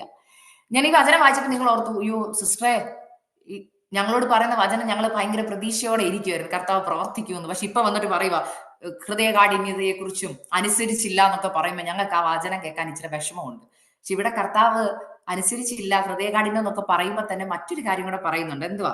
എന്റെ വാക്ക് കേട്ടാൽ ഞാൻ വേഗത്തിൽ, എന്ത് എളുപ്പമുള്ള കാര്യം, എന്റെ വാക്ക് കേട്ടാൽ ഞാൻ വേഗത്തിൽ ചെയ്യാവുന്ന, പതുക്കെ ചെയ്യാവുന്നല്ല പറഞ്ഞ, വേഗത്തിൽ ചെയ്യും. എന്ന് വെച്ചാൽ ഇപ്പൊ അനുസരിക്കാൻ തയ്യാറായാൽ ഈ മീറ്റിംഗ് തീരുന്നതിനിപ്പുറം കർത്താവ് ചെയ്യും. മനസ്സിലായോ? ചെയ്യേണ്ടത് കർത്താവ് പറയുന്നത് പോലെ അനുസരിക്കും. ഇന്ന് എന്നോട് നിങ്ങൾ ചോദിക്കുക, എന്താണ് സിസ്റ്റർ ഇന്നത്തെ മെസ്സേജ് എന്ന് ചോദിച്ചാൽ ഞാൻ പറയും, കർത്താവ് പറയുന്നത് പോലെ അനുസരിക്കാൻ ആര് മനസ്സ് വെക്കുന്നു അവർക്ക് വേണ്ടി വേഗത്തിൽ, ഞാൻ പറഞ്ഞ വാക്ക് കേട്ടോ, വേഗത്തിൽ, ക്ഷണത്തിൽ കർത്താവ് എഴുന്നേക്കും. അനുസരിക്കണം. എങ്ങനെ അനുസരിക്കണം? പൂർണ്ണമായിട്ട് അനുസരിക്കണം. ചില കാര്യങ്ങൾ, ഞാൻ എന്റെ ജീവിതത്തിൽ നിന്നാ പറയുന്നേ, ചില കാര്യങ്ങൾ ദൈവം പറയുമ്പോൾ അത് നമുക്ക് ഉൾക്കൊള്ളാൻ പറ്റാത്ത രീതിയിലുള്ള ചില കാര്യങ്ങളും കർത്താവ് പറയും. അതായത് മാനുഷിക ബുദ്ധിക്ക് ചിന്തിക്കാനോ പ്രവർത്തിക്കാനോ പറ്റാത്ത ചില കാര്യങ്ങൾ കർത്താവ് നമ്മളോട് പറയും ചെയ്യാൻ. ഇപ്പൊ ഞാൻ പറഞ്ഞാൽ അബ്രഹാമിനോട് ദൈവം പറഞ്ഞു, കാണിക്കാതിരിക്കുക ദേശത്തേക്ക് ഇറങ്ങാൻ. നമ്മൾക്ക് എപ്പോഴും കേൾക്കുന്ന പ്രസംഗമാണ്, കർത്താവ് ഞാൻ കണ്ടിട്ടില്ലാത്തൊരു ദേശമാണ്, എങ്ങനെ ഇറങ്ങും നമ്മൾ ചോദിക്കത്തില്ലേ? ബുദ്ധിക്ക് ചിന്തിക്കാൻ പറ്റാത്തൊരു സമയം, പക്ഷെ അബ്രഹാം ഇറങ്ങി അല്ലേ? ഇല്ലേ? പ്രായം കഴിഞ്ഞു പോയി, ഒരു തലമുറ ഉണ്ടാവും എന്ന് പറയുന്നു. ദൈവം പറയാം, നിനക്ക് തന്നിരിക്കും, അടുത്ത ആണ്ടിൽ ഈ സമയത്ത് നിനക്ക് ലഭിച്ചിരിക്കും. അവിടെ മാനുഷികമായ ആൾക്കാർ വന്ന് ഇവരോട് പറയും. ഇപ്പൊ ദൂത് പറയുക, അയ്യോ സിസ്റ്റർ എന്നോട് ദൈവം ദൂത് പറഞ്ഞു കേട്ടോ, അടുത്ത ആണ്ടിൽ ഈ സമയത്ത് എനിക്കൊരു കുഞ്ഞുണ്ടാവുമെന്ന്. ആര് പറഞ്ഞു? ദൈവം പറഞ്ഞു. എങ്ങനെ പറഞ്ഞു? വചനത്തിൽ കൂടെ പറഞ്ഞു, അല്ലെങ്കിൽ ഒരു ഉപവാസ പ്രാർത്ഥന പറഞ്ഞു. എന്റെ സിസ്റ്ററെ, വചനമൊക്കെ ഇങ്ങനെ കിടക്കുന്നു, പക്ഷേ നിങ്ങളൊന്ന് ചിന്തിച്ചു നോക്കി, നിങ്ങളുടെ ചാൻസ് ഇല്ലെന്നല്ലേ ഡോക്ടർ പറഞ്ഞത്? 99% ചാൻസ് ഇല്ലെന്ന് പറഞ്ഞില്ലേ, പിന്നെ ഇതെങ്ങനെയാ നടക്കുന്നത്? ഇത് ഒരാളും അത് നെഗറ്റീവ് നമ്മുടെ അടുത്ത് പറയണം, അപ്പൊ നമ്മള് അയ്യോ ശരിയാണല്ലോ കർത്താവെ, ഡോക്ടർ പറഞ്ഞു നടക്കത്തില്ല. മനസ്സിലായോ? ഡോക്ടർ പറഞ്ഞു ഇത് ചെയ്യാൻ പറ്റത്തില്ലെന്ന്, ഡോക്ടർ പറഞ്ഞു ഇനി ട്രീറ്റ്മെന്റ് ഇല്ലെന്ന്, ഡോക്ടർ പറഞ്ഞു ഈ മെഡിസിൻ കഴിച്ചാലേ രക്ഷയുള്ളെന്ന്. പക്ഷെ ദൈവം പറയുക ചിലരോട്, ഇന്ന് എനിക്ക് നിന്നോട് വ്യക്തിപരമായ ചിലത് പറയാനുണ്ട്. അത് ഇതുവരെ ഒരു മനുഷ്യരും ചെയ്യാത്ത ചില കാര്യങ്ങളായിരിക്കാം, ഇതുവരെ മെഡിക്കൽ സയൻസിന് വിപരീതമായ ഒരു കാര്യമായിരിക്കാം ദൈവം പറയുന്നത്. പക്ഷെ ദൈവം ചോദിക്കുക, are you ready to obey me? ഞാൻ നിന്നോട് സംസാരിക്കാം, ഞാൻ വേഗത്തിൽ നിനക്ക് വിടുതൽ തരാം, പക്ഷെ ഞാൻ പറയുന്നത് പോലെ നീ അനുസരിക്കണം. അനുസരണത്തിൽ പ്രവർത്തിക്കുന്ന ഒരു ദൈവമുണ്ട് നമുക്ക്. ഹല്ലേലൂയ. ഞാൻ എന്റെ അനുഭവം നിങ്ങളുമായിട്ടൊന്ന് ഷെയർ ചെയ്യാം, അപ്പൊ നിങ്ങൾക്ക് കുറച്ചും കൂടെ മനസ്സിലാവും. ഹല്ലേലൂയ. ഞാൻ പറഞ്ഞ, നിങ്ങൾ എന്നോട് ചോദിക്കുക, സിസ്റ്റർ ദൈവം പറയുന്ന എല്ലാം അനുസരിക്കുന്ന വ്യക്തികളാണോ എന്ന് ചോദിച്ചാൽ, എനിക്ക് ഒരിക്കലും 100% പറയാൻ പറ്റത്തില്ല ആണെന്ന്. കാരണം ചില സമയത്ത് ദൈവം പറയുന്ന കാര്യങ്ങൾ മനുഷ്യന് ചിന്തിക്കാൻ പറ്റാത്ത കാര്യമാണ്. അയ്യോ അങ്ങനെ ചെയ്യണോ, അയ്യോ അങ്ങനെ ചെയ്യാൻ പറ്റുമോ എന്നുള്ളൊരു ചോദ്യം വരും. അപ്പൊ ചില സമയത്ത് അനുസരണക്കേട് കാണിക്കുമ്പോ എന്ത് ചെയ്യും? അതിനകത്തുനിന്ന് പഠിക്കും. മനസ്സിലാവുന്നുണ്ടോ? ആ തെറ്റിനകത്ത് നമ്മൾ പഠിക്കും. പഠിച്ചു കഴിഞ്ഞിട്ട് പിന്നെയും കർത്താവിന്റെ സന്നിധി മടങ്ങി ചെന്നിട്ട് പറയാം, അപ്പ ഞാൻ ചെയ്യാൻ തയ്യാറാ, പ്ലീസ് എന്നെ ഒന്ന് ഹെൽപ്പ് ചെയ്യും, അല്ലേ? അങ്ങനെ ദൈവം വിടുവിച്ച. അതുകൊണ്ട് ഞാൻ എന്റെ ഒരു ടെസ്റ്റിമണി നിങ്ങളുമായിട്ട് ഷെയർ ചെയ്യും. ഞാൻ എന്റെ രണ്ടാമത്തെ മോനെ പ്രഗ്നന്റ് ആയിരിക്കുന്ന സമയത്ത് 2020 ദൈവം എന്റെ മോന് 2 മാസം പ്രായമുള്ള, എന്റെ ഉദരത്തിൽ എന്റെ കുഞ്ഞ് 2 മാസം പ്രായമുള്ളപ്പോൾ എന്നോട് ദൈവാത്മാവ് ഒരു അമ്മച്ചി കൂടെ ദൂത് പറഞ്ഞു. അത് വേറൊന്നിനു വേണ്ടിയല്ല, എന്റെ മമ്മി അമേരിക്കയിലോട്ട് എന്നെ ടേക്ക് കെയർ ചെയ്യാൻ വേണ്ടി വരണം. ആ സമയത്ത് അന്ന് കോവിഡ് ഒന്നും തുടങ്ങിയിട്ടില്ല, കോവിഡ് ഒക്കെ തുടങ്ങാൻ പോകുന്നതേ ഉള്ളൂ. അപ്പൊ മമ്മി ഇങ്ങോട്ട് വരുന്ന കാര്യം, എന്റെ മമ്മി ഏത് കാര്യം പ്രാർത്ഥിച്ച് ദൈവത്തോട് ആലോചന ചോദിച്ചിട്ടേ ചെയ്യത്തുള്ളൂ, എവിടെ പോണെങ്കിൽ പോലും. അപ്പം US വരാൻ വിസ ഉണ്ട്, അതുകൊണ്ട് അങ്ങ് പോയേക്കാന്നല്ല, മമ്മി പ്രാർത്ഥിക്കും പോണോ. അപ്പൊ മമ്മി ഇതുപോലെ ദൈവസന്നിധി പ്രാർത്ഥിച്ചു. അപ്പൊ ഈ അമ്മച്ചിയുടെ കൂടെ ഇരുന്ന് പ്രാർത്ഥിക്കുന്ന ഒരു ആഴ്ചയിൽ ഒരു ദിവസം പോയിരുന്ന് പ്രാർത്ഥിക്കും. ഇങ്ങനെ ഇവർ രണ്ടുപേരും പ്രാർത്ഥിച്ചുകൊണ്ടിരുന്നപ്പോൾ ദൈവാത്മാവ് അമ്മച്ചി കൂടെ മമ്മിയോട് പറഞ്ഞു, ഈ പ്രാവശ്യം നീ അമേരിക്ക പോകത്തില്ല മോളുടെ ഡെലിവറി സമയത്ത് എന്ന് പറഞ്ഞു. അപ്പൊ ആദ്യത്തെ ഡെലിവറിക്ക് മമ്മി വന്നിട്ടുണ്ടായിരുന്നു, രണ്ടാമത്തെ ഡെലിവറിക്ക് വരത്തില്ലെന്ന് പറഞ്ഞു. അപ്പൊ ഇത് വിളിച്ച് എന്നോട് പറഞ്ഞപ്പോൾ എനിക്ക് ഭയങ്കര വിഷമായി പോയി. കാരണം എനിക്കറിയത്തില്ല, ഇവിടെ ആരും ഹെൽപ്പ് ചെയ്യാനില്ല, എന്റെ മമ്മിയും കൂടെ വന്നില്ലെങ്കിൽ എങ്ങനെയായിരിക്കും എന്നൊരു വലിയ ചിന്ത എന്റെ മുമ്പിലുണ്ട്. പക്ഷെ അന്ന് അമ്മച്ചിയെ കൂടെ ദൈവാത്മാവ് എന്നോട് ദൂത് പറഞ്ഞു, അവൾക്ക് മൂന്നാമതൊരു ആൺകുഞ്ഞിനെ ദൈവം കൊടുക്കും. മൂന്നാമതൊരു ആൺകുഞ്ഞിനെ, ആ കുഞ്ഞിനെ കൊടുക്കുന്ന സമയത്ത് നിനക്ക് തുടക്കത്തിലും പോകാൻ പറ്റും, അവസാനം ഡെലിവറിക്കും പോകാൻ പറ്റും എന്ന് എന്റെ മമ്മിയോട് ഒരു ദൂത് പറഞ്ഞു. അപ്പൊ മമ്മി ഞാൻ രണ്ടാമത്തെ കുഞ്ഞിനെ 2 മാസം പ്രഗ്നന്റ് ആയിട്ടേ ഉള്ളൂ, രണ്ടാമത്തെ കുഞ്ഞിനെ കൈ കണ്ടിട്ട് പോലും ഇല്ല. അതിനു മുമ്പേ എനിക്ക് മൂന്നാമത്തെ കുഞ്ഞിനെ കുറിച്ചുള്ള വാക്തത്വം തന്നു 2020. അപ്പൊ മമ്മി എന്നോട് പറഞ്ഞു, മോനെ ഇങ്ങനെ ഒരു ദൂത് കിടപ്പുണ്ട് എന്ന് പറഞ്ഞു. പക്ഷെ അന്ന് ഞാൻ അത് വലിയ കാര്യമാക്കി എടുത്തു. ഞാൻ പറഞ്ഞു, മമ്മി ഇപ്പോഴത്തെ കാര്യം പറ, പിന്നത്തെ കാര്യം പിന്നെയല്ലേ, ഇപ്പൊ എനിക്ക് മമ്മി പറഞ്ഞു വരത്തില്ലെന്ന് പറഞ്ഞു. അപ്പോ മമ്മി വന്നില്ല, മമ്മി ദൈവം പറഞ്ഞതനുസരിച്ച് വന്നില്ല. പക്ഷെ വന്നിരുന്നെങ്കിൽ മമ്മി ഇവിടെ പെട്ടുപോയേനെ, കാരണം കോവിഡിന്റെ ടൈം ആയിരുന്നു, എല്ലായിടത്തും ലോക്ക്ഡൌൺ ആയിനെ. പക്ഷെ മമ്മി ദൈവത്തെ അനുസരിച്ചുകൊണ്ട് മമ്മിക്ക് വീട്ടിൽ ഒരു കുഴപ്പവും കൂടാതെ മമ്മി സേഫ് ആയിട്ട് അവിടെ ഇരുന്നു. ദൈവം പക്ഷെ എനിക്ക് കൃപ തന്നു, ഡെലിവറി കഴിഞ്ഞ് കുഞ്ഞിനെ ടേക്ക് കെയർ ചെയ്യാൻ എല്ലാ കാര്യത്തിനും കൃപ തന്നു. ഞാൻ ദൈവങ്ങളോട് പറയുന്നത്, ഈ മൂന്നാമത്തെ കുഞ്ഞിനെ കുറിച്ചുള്ള വാക്തത്വം പക്ഷെ എന്റെ ഉള്ളിൽ കിടപ്പുണ്ടായിരുന്നു, എനിക്കൊരു കുഞ്ഞ് വരും എന്നുള്ളത്. അപ്പൊ എന്റെ രണ്ടാമത്തെ കുഞ്ഞിന് 4 വയസ്സായി. ഇങ്ങനെ മുന്നോട്ട് സമയം പോകുമ്പോൾ കഴിഞ്ഞ വർഷം ഹല്ലേലൂയ 2024 തുടക്കം തൊട്ട് കർത്താവ് എന്നെ പണിയാൻ തുടങ്ങി. അതായത് ചുമ്മാ അങ്ങോട്ട് ഒരു വാക്തത്വത്തെ തരത്തില്ല, അതിനു മുമ്പ് ഒരു പ്രിപ്പറേഷൻ ഉണ്ട് കർത്താവിന്, കേട്ടോ. ഇപ്പൊ ജാനുവരി 1-ാം തീയതി ഞാൻ ദൈവസന്നിധി പ്രാർത്ഥിച്ചുകൊണ്ടിരുന്നപ്പം ദൈവം എനിക്കൊരു വാക്തത്വം തന്നു. ആ വാക്തത്വം വചനം ഇതായിരുന്നു, ഇരമ്യാവ് 15:11. ഹല്ലേലൂയ.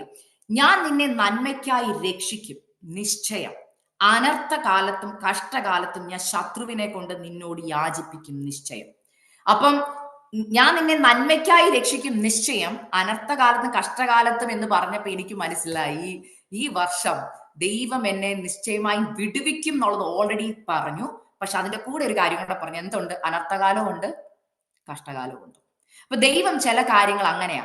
പക്ഷെ എന്റെ ജീവിതത്തിൽ എനിക്ക് പലപ്പോഴും വചനത്തിൽ നിന്ന് എനിക്ക് കിട്ടിയ ഒരു ഉറപ്പ്, വിടുവിക്കും എന്ന് പറഞ്ഞാൽ ഞാൻ ആ വിടുവിക്കും എന്നുള്ളത് മാർക്ക് ചെയ്യും ഷാർപ്പായിട്ട്. കാരണം അത് കൺഫർമേഷനാണ്. അതിന്റെ അർത്ഥം എന്നാ? നീ മരിക്കയില്ല, നീ ജീവനോടെ ഇരുന്ന് യഹോവയുടെ പ്രവർത്തികളെ വർണ്ണിക്കും എന്ന് പറഞ്ഞാൽ, വർണ്ണിക്കുമായിരിക്കും എന്നല്ല, വർണ്ണിക്കും. അതൊരു കൺഫർമേഷനാണ്. അപ്പം ആ വചനം നിങ്ങൾ അങ്ങ് മാർക്ക് ചെയ്തേക്കണം. അതിന്റെ അർത്ഥം എന്നാ? എന്തൊക്കെ വന്നാലും നിങ്ങൾ വർണ്ണിക്കും. നിങ്ങൾ ജീവനോടെ ഇരിക്കും. അതിന് 100% ഗ്യാരണ്ടിയാ. ഇതുപോലെ ദൈവം എന്നോട് പറഞ്ഞു, നിന്നെ ഞാൻ വിടുവിക്കും. എന്തിനു വേണ്ടി എന്നാ? നന്മയ്ക്കായിട്ട് വിടുവിക്കും. മനസ്സിലായോ? നന്മയ്ക്കായിട്ട്. ഈ ദൂത് ഞാൻ ഏറ്റെടുത്തു, പ്രാർത്ഥിക്കാൻ തുടങ്ങി. എന്താണ് വരാൻ പോകുന്നത് എനിക്കറിയില്ല. ഞാൻ ദൈവസന്നിധി പ്രാർത്ഥിച്ചുകൊണ്ടിരുന്നു. അങ്ങനെ ഇരിക്കുമ്പോൾ ഫെബ്രുവരിയിൽ എനിക്ക് ന്യൂയോർക്ക് സിറ്റിയിൽ ഒരു ചർച്ചിൽ ഒരു 1 ഡേ മീറ്റിംഗിന് എന്നെ മെസ്സേജ് പറയാൻ വിളിച്ചു. ഞാൻ ആ മെസ്സേജിന് വേണ്ടി പോകുന്നു, പ്രാർത്ഥിക്കുന്നു. ദൈവമക്കളെ, എനിക്ക് ഈ മെസ്സേജ് ഇങ്ങനെ പ്രിപ്പയർ ഒന്നും ചെയ്യാൻ അറിയത്തില്ല. പക്ഷെ ഞാൻ ഡേറ്റ് വന്നു. ഞാൻ ഇവിടുന്ന് ഫ്ലൈ ചെയ്താ പോകുന്നത്. നെക്സ്റ്റ് ഡേ ആണ് എന്റെ മീറ്റിംഗ് എങ്കിൽ തലേന്ന് ഞാൻ ഇവിടുന്ന് വൈകുന്നേരം എയർപോർട്ടിൽ നിന്ന് ഫ്ലൈ ചെയ്ത് പോവാം. എയർപോർട്ടിൽ ചെല്ലുന്നിടം വരെ എനിക്ക് ആ മീറ്റിംഗിൽ പറയേണ്ട മെസ്സേജ് എനിക്ക് കിട്ടിയിട്ടേ ഇല്ല. ഒരു മെസ്സേജും എനിക്ക് കിട്ടുന്നില്ല. സത്യം പറഞ്ഞാൽ ഒരു വലിയൊരു മീറ്റിങ്ങിനൊക്കെ പ്രസംഗിക്കാൻ വിളിക്കും. നമ്മളൊരു ക്രൗഡിനെ ഫേസ് ചെയ്ത് മെസ്സേജ് പറയും. നമുക്കൊരു മെസ്സേജ് കിട്ടിയില്ലെങ്കിൽ ഉണ്ടാവുന്ന ഒരു വെപ്രാളവും ടെൻഷനും എനിക്കുണ്ടായിരുന്നു. ഞാൻ കർത്താവിനോട് ചോദിക്കുന്നുണ്ട്, കർത്താവ് ഞാൻ എന്തുവാ പ്രസംഗിക്കേണ്ടത്? എനിക്കൊന്നും കിട്ടുന്നില്ല. അതുപോലെ തന്നെ വിഷമവും ടെൻഷനും ഉണ്ട്. കാരണം അവിടെ ഇരിക്കുന്ന വലിയ വലിയ ദേവദാസന്മാരാ, ബൈബിൾ സ്കൂളൊക്കെ പഠിച്ചവരും വലിയ ആൾക്കാരാ. ദൈവമേ, അവരുടെ നടുവിൽ ഞാനൊന്നും പോയി വചനം പറയാനുള്ള യോഗ്യത പോലും ഇല്ല. കർത്താവ്, അതിന്റെ കൂടെ എനിക്ക് മെസ്സേജും കിട്ടിയിട്ടില്ല, വചനം കിട്ടിയിട്ടില്ല. എനിക്കറിയില്ല. പക്ഷെ കർത്താവ് എന്നോട് പറഞ്ഞു, ട്രസ്റ്റ് മീ. ഇത് മാത്രം എനിക്ക് കേൾക്കാം. പരിശുദ്ധാത്മ പറയുന്നത് ട്രസ്റ്റ് മീ. ദൈവമക്കളെ, എന്റെ കൂടെ ഒരു ആന്റി വരാമെന്ന് പറഞ്ഞു. ആന്റി തക്ക സമയപ്പം ഫ്ലൈറ്റ് ക്യാൻസൽ ചെയ്ത്. ആന്റിക്ക് വരാൻ പറ്റാത്തൊരു സാഹചര്യം. ഞാൻ ഒറ്റയ്ക്കാം. എന്നെ എന്റെ ഹസ്ബൻഡ് എയർപോർട്ടിൽ കൊണ്ട് വിട്ടു. ഹസ്ബൻഡ് തിരിച്ചു പോന്നു. ഞാൻ ഗേറ്റിന്റെ അവിടെ വന്ന് എല്ലാം ക്ലിയർ കഴിഞ്ഞ് ഗേറ്റിന്റെ അവിടെ ഫ്ലൈറ്റ് വെയിറ്റ് ചെയ്തിരിക്കുമ്പോൾ അപ്പൊ ഒരു അനൗൺസ്മെന്റ് വരുന്നു, 1 മണിക്കൂറും കൂടെ ഫ്ലൈറ്റ് ഡിലേ. അതിന്റെ അർത്ഥം 2 മണിക്കൂർ ഫ്ലൈറ്റ് ഡിലേ. ഇതുകൂടെ കേട്ടപ്പോൾ ഞാൻ ഓർത്ത്, കർത്താവേ, മെസ്സേജ് കിട്ടിയിട്ടില്ലാത്ത ഒരു ടെൻഷൻ, 2 ഫ്ലൈറ്റ് ഡിലേ ആയ അടുത്തൊരു ടെൻഷൻ, എനിക്ക് എന്തോ ഒരു വല്ലാത്തൊരു വെപ്രാളം വരാൻ തുടങ്ങി. അപ്പൊ കർത്താവ് പറഞ്ഞു, ട്രസ്റ്റ് മീ. എനിക്കിത് കേൾക്കാം ഉള്ളിൽ നിന്ന്, ട്രസ്റ്റ് മീ. ഞാനപ്പോ ഓർത്തു, ഓക്കെ കർത്താവേ, ഞാൻ അങ്ങനെ ആശ്രയിക്കും. പക്ഷെ എന്ത് ചെയ്യണം നടത്തില്ല. ഞാൻ ഇങ്ങനെ പേടിച്ച് ഒരു വെപ്രാളം പെട്ടിരിക്കുമ്പോൾ ഞാൻ നോക്കിയപ്പോ എന്റെ ഗേറ്റിൽ ഞാൻ മാത്രമേ ഉള്ളൂ. അധികം ആൾക്കാർ ആരുമില്ല. തൊട്ടപ്പുറേ ഒരു 2 ചേർന്നപ്പുറം ഒരു അമ്മച്ചി ഇരിപ്പുണ്ട്. എന്നോട് പരിശുദ്ധാത്മ ഉള്ളി എന്ന് പറഞ്ഞു, നീ എഴുന്നേക്ക് അവിടെ നിന്ന്. ആ ഒരു ജനൽ കാണിച്ചിട്ട് പറഞ്ഞു, അവിടെ പോയിരിക്കാൻ പറഞ്ഞു. ഞാൻ ആ വിൻഡോയുടെ അടുത്ത് പോയിരുന്നു. ആരുമില്ല, ഞാൻ തന്നെ. കർത്താവ് പറഞ്ഞു, നൗ ഇസ് ദ ടൈം. ഇനി നിനക്ക് ഞാൻ പറയുന്നത് കേൾക്കാനുള്ള സമയമുണ്ട്. സത്യമാണ്. കാരണം വീട്ടിലാവുമ്പോൾ 2 കുഞ്ഞുങ്ങള്, വീട്ടിലെ കാര്യങ്ങൾ, മിനിസ്ട്രി എല്ലാം കൂടെ ആകുമ്പോഴത്തേനും ഞാൻ ഭയങ്കര എന്താ പറയുക, നമുക്ക് ദൈവം പറയുന്നത് ചിലപ്പോൾ കേൾക്കാനുള്ള ഒരു വോയിസ് കേൾക്കാൻ. കാരണം കർത്താവിന്റെ സൗണ്ട് ഒരു സ്വീറ്റ് വോയിസ്. ഇത് കർത്താവ് എപ്പോഴും എങ്ങനെയാ, കർത്താവിന് ഫുൾ അറ്റൻഷൻ കിട്ടാതെ കർത്താവ് ഒന്നും പറയത്തില്ല കേട്ടോ. ചില ആൾക്കാരുണ്ടല്ലോ, വെപ്രാളത്തിൽ എല്ലാം കയറി വിളിച്ച് പറയും. നമ്മൾ കേട്ടോന്ന് വെച്ചാൽ പകുതി കേട്ടു, പകുതി കേട്ടില്ല. പക്ഷെ കർത്താവിന് ഒരു പ്രത്യേകതയുണ്ട്. കർത്താവിന് ഒരു മെസ്സേജ് തരണ കർത്താവുണ്ടല്ലോ, കുറച്ചു നേരം വെയിറ്റ് ചെയ്യും. നീ ആദ്യം എന്റെ സന്നിധിയിൽ ഒന്നിരിക്കും, ശാന്തമായിട്ട്, വെപ്രാളമൊക്കെ പിടിക്കാതിരിക്കും, അപ്പൊ ഞാൻ സംസാരിക്കാം. ദൈവത്തിന്റെ ആ ഒരു ക്യാരക്ടർ എനിക്ക് അന്ന് വെളിപ്പെട്ടു. മനസ്സിലാവുന്നുണ്ടോ? ആരുമില്ല. ഇരുത്തിയിട്ട് പറഞ്ഞു, ഓക്കെ വചനം എടുക്കാം. ബൈബിൾ എടുത്തു. ലൂക്കോസ് 1-ാം അധ്യായം 45-ാം വാക്യം. അപ്പൊ ഞാൻ ഓർത്തു, വചനം തുറന്നു, വചനം കിട്ടി. ദൈവം പറഞ്ഞത് വിശ്വസിച്ചവൾ ഭാഗ്യവതി. കർത്താവ് പറഞ്ഞത് നടക്കുമെന്ന് വിശ്വസിച്ചവൾ ഭാഗ്യവതി. ഈ വചനം എനിക്ക് ലഭിച്ചു. കർത്താവിനോട് ചോദിച്ചു, കർത്താവേ, എല്ലാ മീറ്റിങ്ങുകളും എല്ലാവരും മറിയെക്കുറിച്ച്, എലിസബത്തിനെ കുറിച്ചാണ് പ്രസംഗിക്കുന്നത്. എനിക്ക് പുതിയത് വല്ലതും എന്താ? കർത്താവ് പറഞ്ഞു, ഇതിനകത്ത് മറഞ്ഞു കിടപ്പുണ്ട് ഒരു ദൂത്, നീ അത് പറഞ്ഞാൽ മതി. ദൈവമക്കളെ, അവിടെ ഇരുന്നു. പിന്നെ ഉള്ള ഒരു 2 മണിക്കൂർ ഞാനും ദൈവവുമായിട്ട് ആ എയർപോർട്ടിൽ ഇരുന്ന് പരിശുദ്ധാത്മാവ് വ്യക്തമായിട്ട് എന്നോട് അങ്ങോട്ട് സംസാരിക്കാൻ തുടങ്ങി. മറിയെക്കുറിച്ചും എലിസബത്തിനെ കുറിച്ചും യോക്കേബേദിനെ കുറിച്ചും ഒരു അമ്മമാരെ കുറിച്ചൊരു ദൂത്. അത് യൂട്യൂബിൽ കിടപ്പുണ്ട്. ആർക്കെങ്കിലും വേണമെങ്കിൽ പോയി കേൾക്കാൻ പറ്റുമെങ്കിൽ കേൾക്കുവാണെങ്കിൽ അതിനകത്ത് ഞാൻ ആ മെസ്സേജ് പറയുന്നു. പക്ഷെ ദൈവം, ഞാനിതാ പറയുന്നേ, ആ ദൂത് എന്റെ വിചാരം അന്ന് കിട്ടുമ്പോൾ ഇത് ആർക്കുള്ളതാണെന്നറിയോ? ന്യൂയോർക്കിൽ ആ മീറ്റിങ്ങിന് വേണ്ടിയുള്ള ദൂത. പക്ഷെ സത്യത്തിൽ ആ ദൂത് എനിക്കുള്ളതായിരുന്നു. മനസ്സിലാവുന്നുണ്ടോ ഞാൻ ഈ പറയുന്നത്? എന്നോടുള്ളത് വരും. ഞാൻ അവിടെ പറയുന്നത് മറിയെ കുറിച്ചാണ്. ദൂത് കേട്ട ഉടനെ വിശ്വസിച്ചവൾ മറിയ. അവൾ ചെയ്തത് 3 മാസം ഒളിച്ചു പാർത്തു. എലിസബത്തിന്റെ കൂടെ പോയി ഒളിച്ചു പാർത്തു. എലിസബത്ത് 5 മാസം ഒളിച്ചു പാർത്തു. എന്തിന്? വാഗ്ദത്തം കിട്ടിയ ഉടനെ.